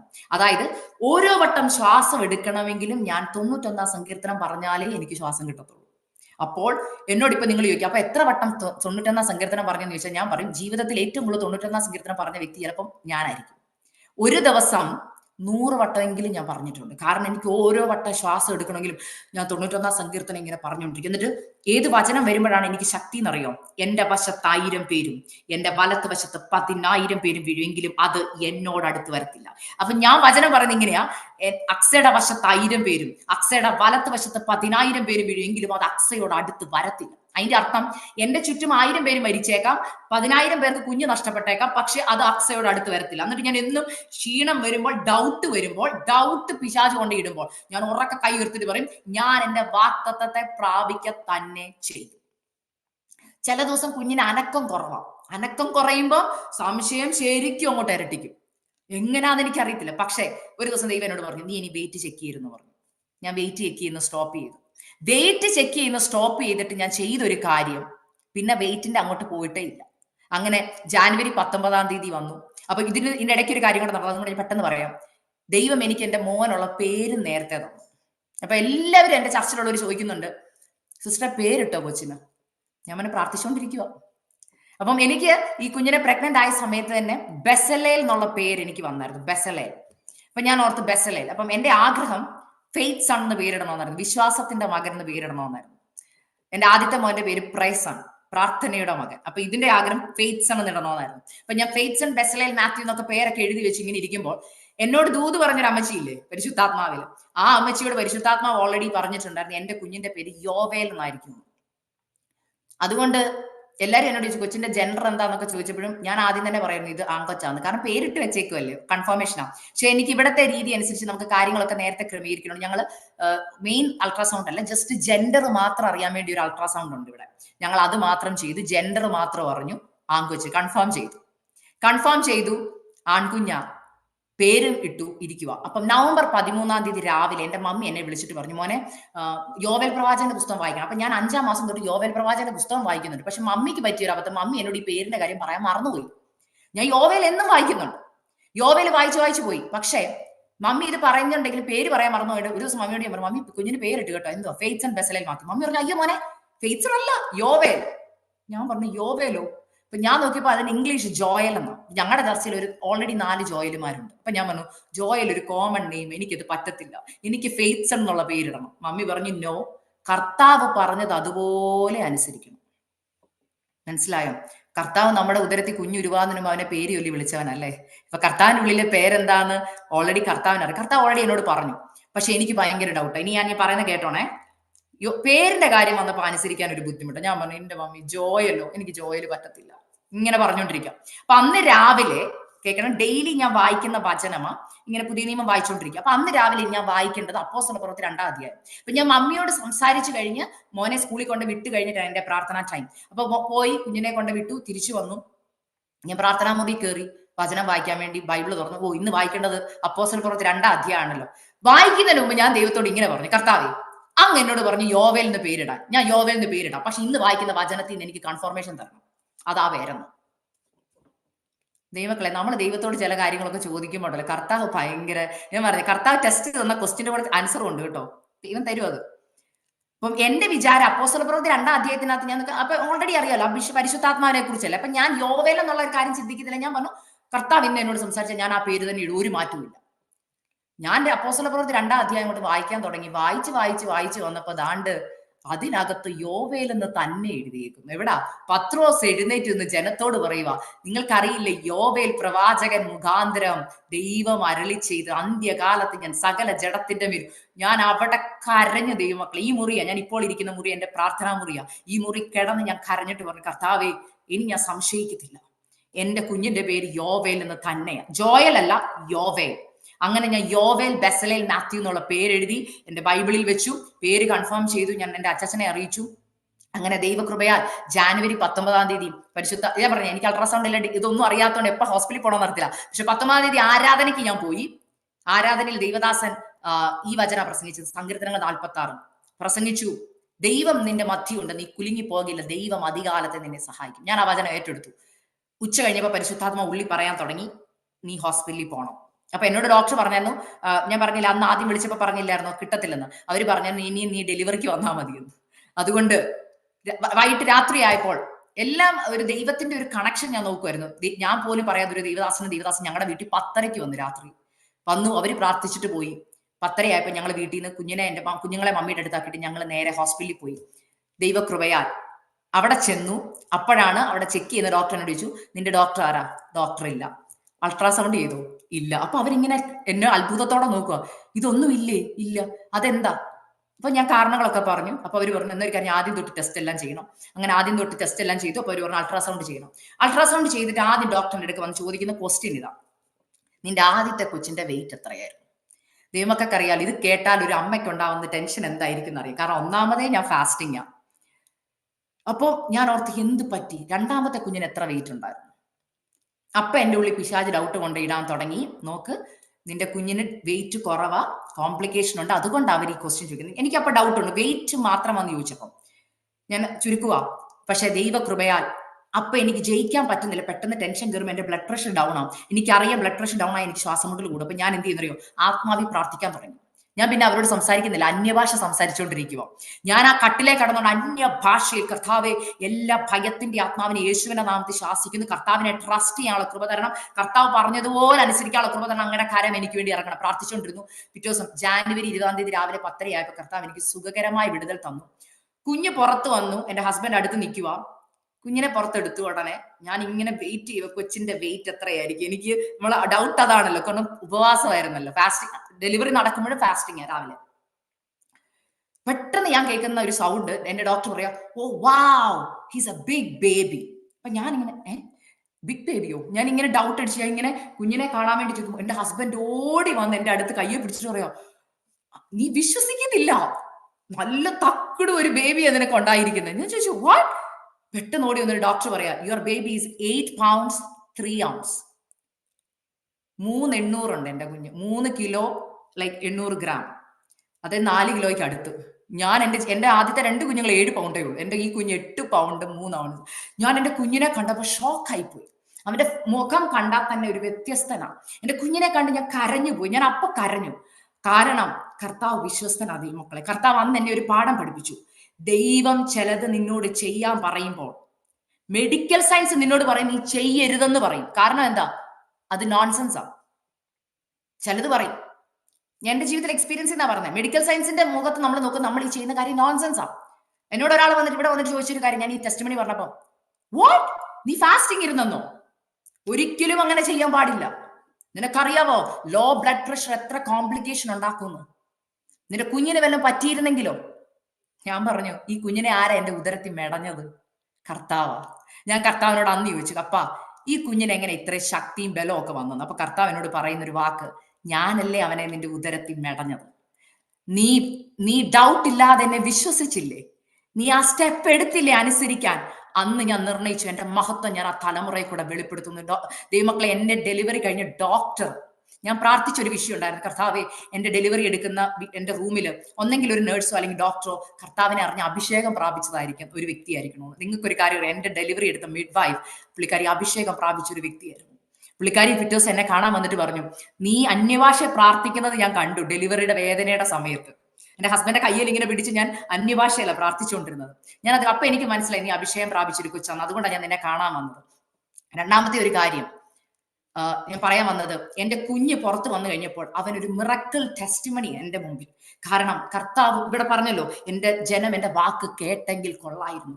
കർത്താവ് പറയുന്നത് നിങ്ങൾ അനുസരിച്ചാൽ, ചില ഞാൻ പറഞ്ഞില്ല മാനുഷികമായ പൊട്ടത്തരവാ, പക്ഷെ നിങ്ങളൊന്ന് അനുസരിച്ച് നോക്കിക്കേ. ഞാൻ പറയാം, നിങ്ങളുടെ ജീവിതത്തിൽ വേഗത്തിൽ വിടുതൽ നടക്കും. ഹല്ലേലൂയ. നിങ്ങൾ എത്ര പേർക്ക് അതൊന്ന് വിശ്വസിക്കും? കർത്താവ് എന്നോട് ഒരു കാര്യം ചെയ്യാൻ പറഞ്ഞാൽ ചെയ്യും. ചിലപ്പോൾ ഉപവസിക്കാനായിരിക്കും. ദൈവമക്കളെ, എന്റെ മമ്മിയോട് കഴിഞ്ഞ ഒരു വർഷത്തിന് മുമ്പ് ദൈവാത്മാവ് പറഞ്ഞു, നീ ഒരു നേരം മാത്രം കഴിച്ചുകൊണ്ട് ഉപവസിക്കണമെന്ന്. മമ്മി ഒരു വർഷമായിട്ട് ഒരു നേരം മാത്രം കഴിച്ചുകൊണ്ട് ഉപവസിക്കുന്നത്. ഒരു നേരം മാത്രം കഴിച്ചുകൊണ്ട് ഉപവസിക്കുക. പക്ഷെ എന്റെ മമ്മിയെ കാണുന്ന എല്ലാവരും ചോദിക്കുന്നു, എന്റെ അമ്മാമ്മ ഇത്ര എനർജി ഇടുന്ന, വീട്ടിലെ കാര്യം മൊത്തം ചെയ്യുന്നു, സെന്ററിന്റെ കാര്യം ചെയ്യുന്നു, ചർച്ചിന്റെ കാര്യം ചെയ്യുന്നു, ഓടി നടക്കുക. അതിന്റെ ഇടയ്ക്ക് അമേരിക്ക വരുന്നു, നാട്ടിൽ പോകുന്നു, തിരിച്ചു ചെയ്യുന്നു. പക്ഷെ എന്റെ മമ്മിയുടെ, ഞാനത് കാണുമ്പോൾ തന്നെ എന്റെ ജീവിതത്തിൽ അതൊരു എന്റെ വിശ്വാസം വർദ്ധിക്കാനിടയായി തീർന്നു. ദൈവമക്കളെ, നമ്മളോട് ദൈവം ഒരിക്കലും ദോഷത്തിനൊന്നും ചെയ്യും. കാരണം ഞാൻ ചോദിക്കട്ടെ, എന്നോട് ഉപവസിക്കാൻ കർത്താവ് പറയുന്നുണ്ടെങ്കിൽ, ഞാൻ ഇതാരാ പറയുന്നത്? എന്റെ സൃഷ്ടാവാ എന്നോട് പറയുന്നത്, അല്ലേ? എന്റെ സൃഷ്ടാവ്.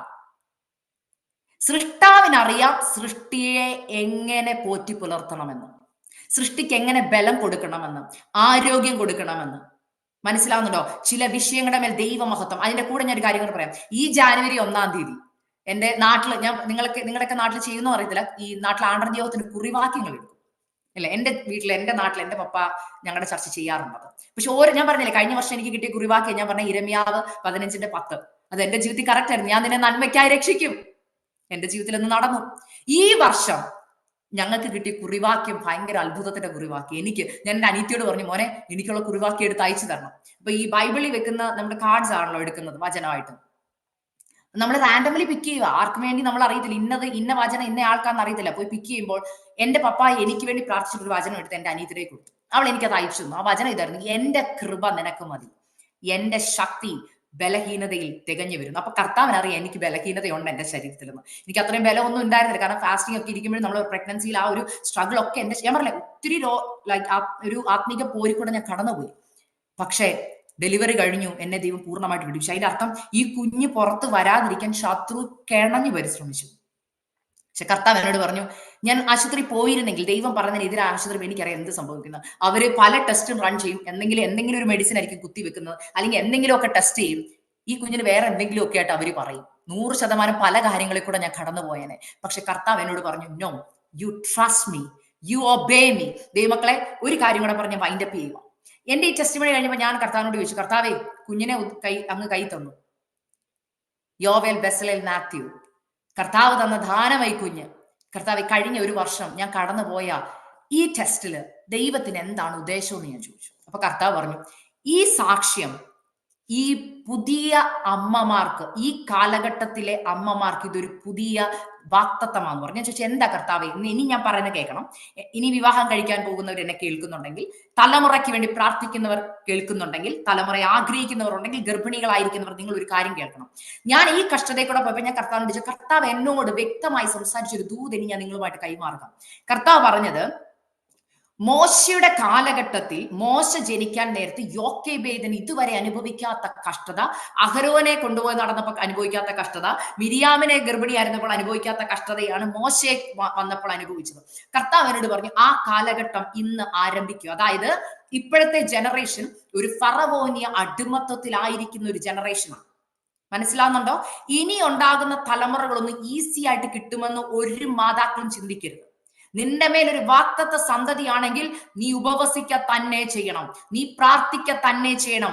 മറിയ ഇരുന്നത് പോലെ, എലിസബത്ത് ഇരുന്നത് പോലെ, യോക്കേബേദ് ഒളിച്ചു പാർത്തതുപോലെ അത്യുന്നതന്റെ മറവിൽ ഒളിച്ചു പാർത്ത് വേണം നിന്റെ തലമുറയെ നീ നേടിയെടുക്കാൻ. അതുകൊണ്ട് പ്രഗ്നൻസി ടൈമിൽ എന്തെങ്കിലും കോംപ്ലിക്കേഷൻസ് വരുമ്പോൾ ചില ഡോക്ടേഴ്സ് പറയും, അയ്യോ കുഞ്ഞിനെ കളയണം, കുഞ്ഞിന്റെ ഹാർട്ട് ബീറ്റ്. കഴിഞ്ഞ ദിവസം ഒരു സിസ്റ്റർ എന്നോട് പറഞ്ഞതാ, ആ സിസ്റ്റർ എനിക്ക് വേണ്ടി 1 വർഷത്തിന് മുമ്പ് എന്നെ വിളിച്ച് പറഞ്ഞു, സിസ്റ്ററെ ഞാൻ അൾട്രാസൗണ്ടിന് പോയി, എന്റെ കുഞ്ഞിന്റെ ഹാർട്ട് ബീറ്റില്ല, കുഞ്ഞിനെ കളയണമെന്നാ ഡോക്ടർ പറഞ്ഞത്, ഞങ്ങൾ രണ്ടുപേരും ഡിസൈഡ് ചെയ്തു കുഞ്ഞിനെ കളയാനെന്ന്. പക്ഷെ പരിശുദ്ധാത്മാവ് എന്നോട് പറഞ്ഞു, അവരോട് പറയണം കളയരുത്, ഈ കുഞ്ഞിനെ കുറിച്ച് ദൈവിക പദ്ധതി ഉണ്ടെന്ന്. ഞാൻ വിളിച്ചു പറഞ്ഞു, സിസ്റ്ററെ നോന്ന കർത്താവ് പറയുന്നത്, കളയരുതെന്ന കർത്താവ് പറയുന്നത്, ഇതിനൊരു മഹത്വം ഉണ്ടെന്ന് പറഞ്ഞു. അവർക്ക് വിശ്വസിക്കാൻ പറ്റിയില്ല. പക്ഷെ ആ സിസ്റ്റർ പ്രാർത്ഥിക്കുന്ന ഒരു സിസ്റ്ററാണ്, ദൈവകൃപയിൽ അത് ഏറ്റെടുത്തു. ദൈവമക്കളെ പ്രാർത്ഥിച്ചു, അവർ കുടുംബമായിട്ട് പ്രാർത്ഥിച്ചു, ഉപവസിച്ചു. നെക്സ്റ്റ് അൾട്രാസൗണ്ട് ചെയ്യുന്നപ്പോ കുഞ്ഞിന് ഒരു കുഴപ്പവും ഇല്ല, കുഞ്ഞിന് ഹാർട്ട് ബീറ്റിന് ഒരു പ്രശ്നവും ഇല്ല. ദൈവമക്കളെ ഞാനൊരു കാര്യം ചോദിക്കട്ടെ, അന്ന് ആ കുഞ്ഞിനെ കളഞ്ഞിരുന്നെങ്കിലോ, ഡോക്ടർ പറയുന്ന കേട്ട് കളഞ്ഞിരുന്നെങ്കിലോ? ദൈവമക്കളെ അതാ ഞാൻ പറഞ്ഞു, ഇന്നത്തെ മെഡിക്കൽ സയൻസ് നമ്മളോട് പറയുന്ന പല കാര്യങ്ങളും നമ്മൾക്ക് കേൾക്കുമ്പോൾ തന്നെ നമ്മൾ അങ്ങ് ഡിസിഷൻ എടുക്കുക. എന്നാൽ നിങ്ങൾ എത്ര പേര് ആ ഡിസിഷനുമായിട്ട് ദൈവസന്നിധി ചെന്നിട്ടുണ്ട്? അപ്പ എന്നോട് ഡോക്ടർ ഇങ്ങനെ പറയുന്നു, എന്റെ പ്രഗ്നൻസിയിൽ ഇങ്ങനെയാ പറയുന്നത്, എന്റെ കുഞ്ഞിനെ കുറിച്ച് ഇങ്ങനത്തെ കോംപ്ലിക്കേഷൻസ് ആ പറയുന്നത്, വാട്ട് ഷുഡ് ഐ ഡു? ദൈവം പറയുക, നീ ഞാൻ പറയുന്നത് അനുസരിക്കും. ചിലപ്പോൾ ഉപവസിക്കാൻ പറയും, യു ഡു ഇറ്റ്. പ്രാർത്ഥിക്കാൻ പറയും, യു ഡു ഇറ്റ്. ഈ പ്രാവശ്യം ഞാൻ ഡെലിവറി കഴിഞ്ഞിരിക്കുന്ന ഈ 3 മാസത്തിൽ എന്നെ ഒരു സിസ്റ്റർ വിളിച്ചു UK-ന്ന്. റാൻഡംലി എന്നോട് പറയാ, sister I am pregnant, please pray for me. സാധാരണ ഞാൻ കൺഗ്രാജുലേഷൻസ് പറഞ്ഞ് പ്രാർത്ഥിക്കാന്ന് പറഞ്ഞിട്ട് ഒരു മെസ്സേജ് നിർത്തുന്ന, പക്ഷെ എന്നോട് പരിശുദ്ധാത്മാ പറഞ്ഞു എന്റെ ടെസ്റ്റ് മണി ഷെയർ ചെയ്യാൻ പറഞ്ഞു. ഞാൻ പെട്ടെന്ന് വോയിസ് റെക്കോർഡ് ചെയ്ത് എന്റെ ടെസ്റ്റ് മണി, സിസ്റ്ററെ ഇന്നതൊക്കെ ഞാൻ കടന്നുപോയത്, ഇങ്ങനെ ഉപവാസത്തിലായിരുന്നു, പ്രാർത്ഥനയിലായിരുന്നു.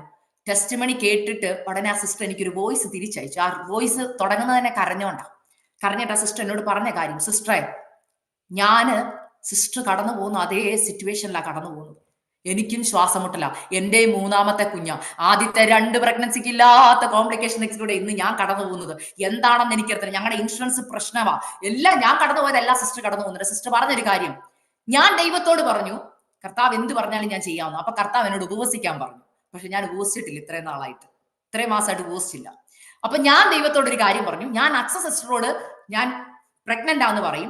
സിസ്റ്റർ എനിക്ക് മെസ്സേജ് ഇടുന്നതിനകത്തോ വോയിസ് ഇടുന്നതിനകത്തോ ഫാസ്റ്റിംഗ് എന്നൊരു വാക്ക് വന്നാൽ അതിന്റെ അർത്ഥം ദൈവം തന്നെ എന്നോട് വീണ്ടും ഫാസ്റ്റിംഗ് ഇരിക്കാൻ പറയുക, ഞാൻ ഫാസ്റ്റിംഗ് ഇരുന്നോളാം. പക്ഷെ എന്റെ ടെസ്റ്റിമണിക്കകത്ത് മൊത്തം ഫാസ്റ്റിംഗ് അല്ലേ. സിസ്റ്റർ പറഞ്ഞു, ദൈവം കൺഫർമേഷൻ തരുന്ന ഇങ്ങനെ സിസ്റ്ററെ, ഞങ്ങൾ അതുപോലെ വളരെ ബുദ്ധിമുട്ടില്ല ഞങ്ങൾ കടന്നു പോകുന്നത്, ഞാൻ ഇരിക്കാൻ തയ്യാറാ. ആ സിസ്റ്റർ ഇപ്പോൾ ഫാസ്റ്റിംഗില്ല. ഞാനിത് പറയുന്നതിന്റെ സാരം, നിന്നെ ചില കഷ്ടതയെ കൂടെ ദൈവം കടത്തിവിടുന്നത് അടുത്തൊരു ജനറേഷന് വേണ്ടി നിന്നെ ഉപയോഗിക്കാൻ. മറിയയും എലിസബത്തും ഒളിച്ചു പാർത്തതും യോക്കേബേദ് മോശയെ ഒളിപ്പിച്ചു വെച്ചതും എന്തിന് ഈ വചനത്തിൽ എഴുതിയിരിക്കുന്നറിയാമോ? ഇന്നത്തെ കാലത്തെ ചില മറിയമാരോട് ദൈവം പറയുക, നിന്റെ വാഗ്ദത്തത്തെ നീ കേട്ടിട്ട് വെറുതെ തള്ളിക്കളഞ്ഞാൽ പോരാ. പരിശുദ്ധാത്മാവല്ല ഗർഭം ധരിച്ചത്, പരിശുദ്ധാത്മാ ബാക്കി ചെയ്തോളൂ എന്നല്ല. നീ ചെയ്യേണ്ടത് ചിലതുണ്ട്. നീ ചില എലിസബത്തുമാരുടെ കൂടെ ഒളിച്ചു പാർക്കണം, നീ ചില എലിസബത്തുമാരുടെ കൂടെ ദൈവസന്നിധിയിൽ ഇരിക്കണം. നിന്നോട് ഉപവസിക്കാനാ പറഞ്ഞത്, നീ ഉപവസിക്കണം. പ്രാർത്ഥിക്കാനാ പറയുന്നെങ്കിൽ പ്രാർത്ഥിക്കണം. ഹല്ലേലൂയ. നിന്റെ തലമുറ ഉണ്ടായി കഴിഞ്ഞിട്ട് ഒളിച്ചു പാർക്കാനാ പറയുന്നത്, ഉപവസിക്കാനാ പറയുന്നതെങ്കിൽ, പ്രാർത്ഥിക്കാനാ പറയുന്നതെങ്കിൽ നീ അത് ചെയ്യാൻ തയ്യാറാവണം. കർത്താവ് പറയാ, നീ അനുസരിച്ചാൽ വേഗത്തിൽ ഞാൻ നിന്നെ വിടുവിക്കും. വേഗത കുറയുന്നുണ്ടെങ്കിൽ ഓർത്തോ, എവിടെയോ അനുസരണക്കേട് വന്നിട്ടുണ്ട്. അത് എവിടെയാന്ന് ചിന്തിക്കണം. ഞാൻ തുറന്നു പറയുക, അനുസരണക്കേട് ദൈവം വെറുക്കുന്ന ഒരു കാര്യമാണ്. ഇസ്രായേൽ ജനം വലയാൻ കാരണം അനുസരണക്കേടാ. ഇന്ന് നിങ്ങൾ നിങ്ങളുടെ ജീവിതത്തിൽ വലയുന്നുണ്ടെങ്കിൽ ചിന്തിക്കണം, എവിടെയെങ്കിലും അനുസരണക്കേട് വന്നിട്ടുണ്ടോ? ഞാൻ ഇന്ന് പറയുന്നത്, ദൈവം പറയുന്നത് അനുസരിച്ചാൽ അത് എന്നേക്കും ഒരു മഹത്വമാണ്. എന്റെ ചർച്ചിലെ പല വിശ്വാസികളുണ്ട്, അവർ വന്ന് എന്റെ കുഞ്ഞിനെ കണ്ടിട്ട് പറഞ്ഞൊരു കാര്യം, സിസ്റ്റർ ഇതൊരു ടെസ്റ്റ് മണിയാ. ഹല്ലേലൂയ. എല്ലാ ടെസ്റ്റും ചെയ്തിട്ടും എല്ലാ ചെക്കപ്പും ചെയ്തിട്ടും എത്രയോ കുഞ്ഞുങ്ങൾ പുറത്തു വരുന്നുണ്ട് അനേക കോംപ്ലിക്കേഷൻസ് ആയിട്ട്. എന്നാൽ ദൈവമക്കളെ, ദൈവം പറയുന്നത് അനുസരിച്ചാൽ ഒരു അംഗവൈകല്യമില്ലാതെ കണ്ണടച്ചങ്ങ് വിശ്വസിക്കണം. അൾട്രാസൗണ്ട് ചെയ്ത് നിന്റെ കുഞ്ഞിനെ കാണുമ്പോൾ നിനക്ക് ഭയങ്കര വിശ്വാസമാണ് അല്ലേ? പക്ഷെ കാണാതൊന്ന് വിശ്വസിച്ചേ, ഇതിന്റെ ഉദരത്തിൽ കിടക്കുന്നത് അല്ലെങ്കിൽ ഒരു അഭിഷക്തനാ, എന്റെ ഉദരത്തിൽ കിടക്കുന്നത് വാക്തത്വമുള്ളവനാ, അവൻ പുറത്തു വരിക തന്നെ ചെയ്യും. മോശയെ കൊല്ലാൻ ഫറവോൻ എത്ര പ്ലാൻ ചെയ്താലും മോശ കുഞ്ഞ് പുറത്തു വരിക തന്നെ ചെയ്യും എന്ന് പരിശുദ്ധാത്മ ചിലരോട് പറയാ. നിന്റെ വാക്തത്വം തലമുറ മാത്രമല്ല, നിന്നോട് നിന്റെ ശുശ്രൂഷയെ കുറിച്ച് അല്ലെങ്കിൽ എന്ത് കാര്യത്തെക്കുറിച്ചും ദൈവം വാക്തത്വം പറഞ്ഞിട്ടുണ്ടോ അത് പ്രാപിക്ക തന്നെ ചെയ്യുന്നത് കൊണ്ട് ആ വാക്തത്വമായിട്ട് തന്നിരിക്കുന്നത്. പക്ഷെ എങ്ങനെയാ നീ ആ വാക്തത്വത്തെ കാണുന്നത്? നടക്കുവായിരിക്കും എന്നല്ല, നടത്തുമെന്നാ പറഞ്ഞത്. മനസ്സിലാവുന്നുണ്ടോ? ആകയാൽ ഈ വചനം നിങ്ങൾ ഏറ്റെടുക്കുക. ഇവിടെ ഞാൻ പറഞ്ഞ വചനം മറക്കരുത്. അതുകൊണ്ട് അവർ അവിടെ പറയുന്നു, എന്നാൽ എന്റെ ജനം എന്റെ വാക്ക് കേട്ടനുസരിച്ചില്ല. അപ്പൊ ദൈവത്തിന് വിഷമം. അപ്പൊ ദൈവം പറഞ്ഞു, നിങ്ങളുടെ സ്വന്തം ആലോചന പ്രകാരം പൊക്കോളാൻ പറയും. അത് ചെന്നെത്തുന്നത് നാശത്തിലായിരിക്കും. എന്നാൽ അവിടെ 14 വാക്യത്തിൽ പറയുന്നു, എന്നാൽ ഞാൻ വേഗത്തിൽ അവരുടെ ശത്രുക്കളെ കീഴടക്കും, അവരുടെ വൈരികളുടെ നേരെ എന്റെ കൈ തിരിക്കും. എപ്പോഴാ? അനുസരിക്കുമ്പോൾ, വാക്ക് കേട്ടനുസരിക്കുമ്പോൾ, ഒരു കാര്യത്തിൽ പോലും മാറ്റി നിർത്താതെ മുഴുവനായി അനുസരിക്കാൻ. ഇന്ന് എത്ര പേര് തയ്യാറാ? ഒന്ന് കൈ ഉയർത്തി പ്രാർത്ഥിക്കുക. അപ്പ അങ്ങ് പറയുന്നത് ചോദ്യം ചെയ്യാതെ.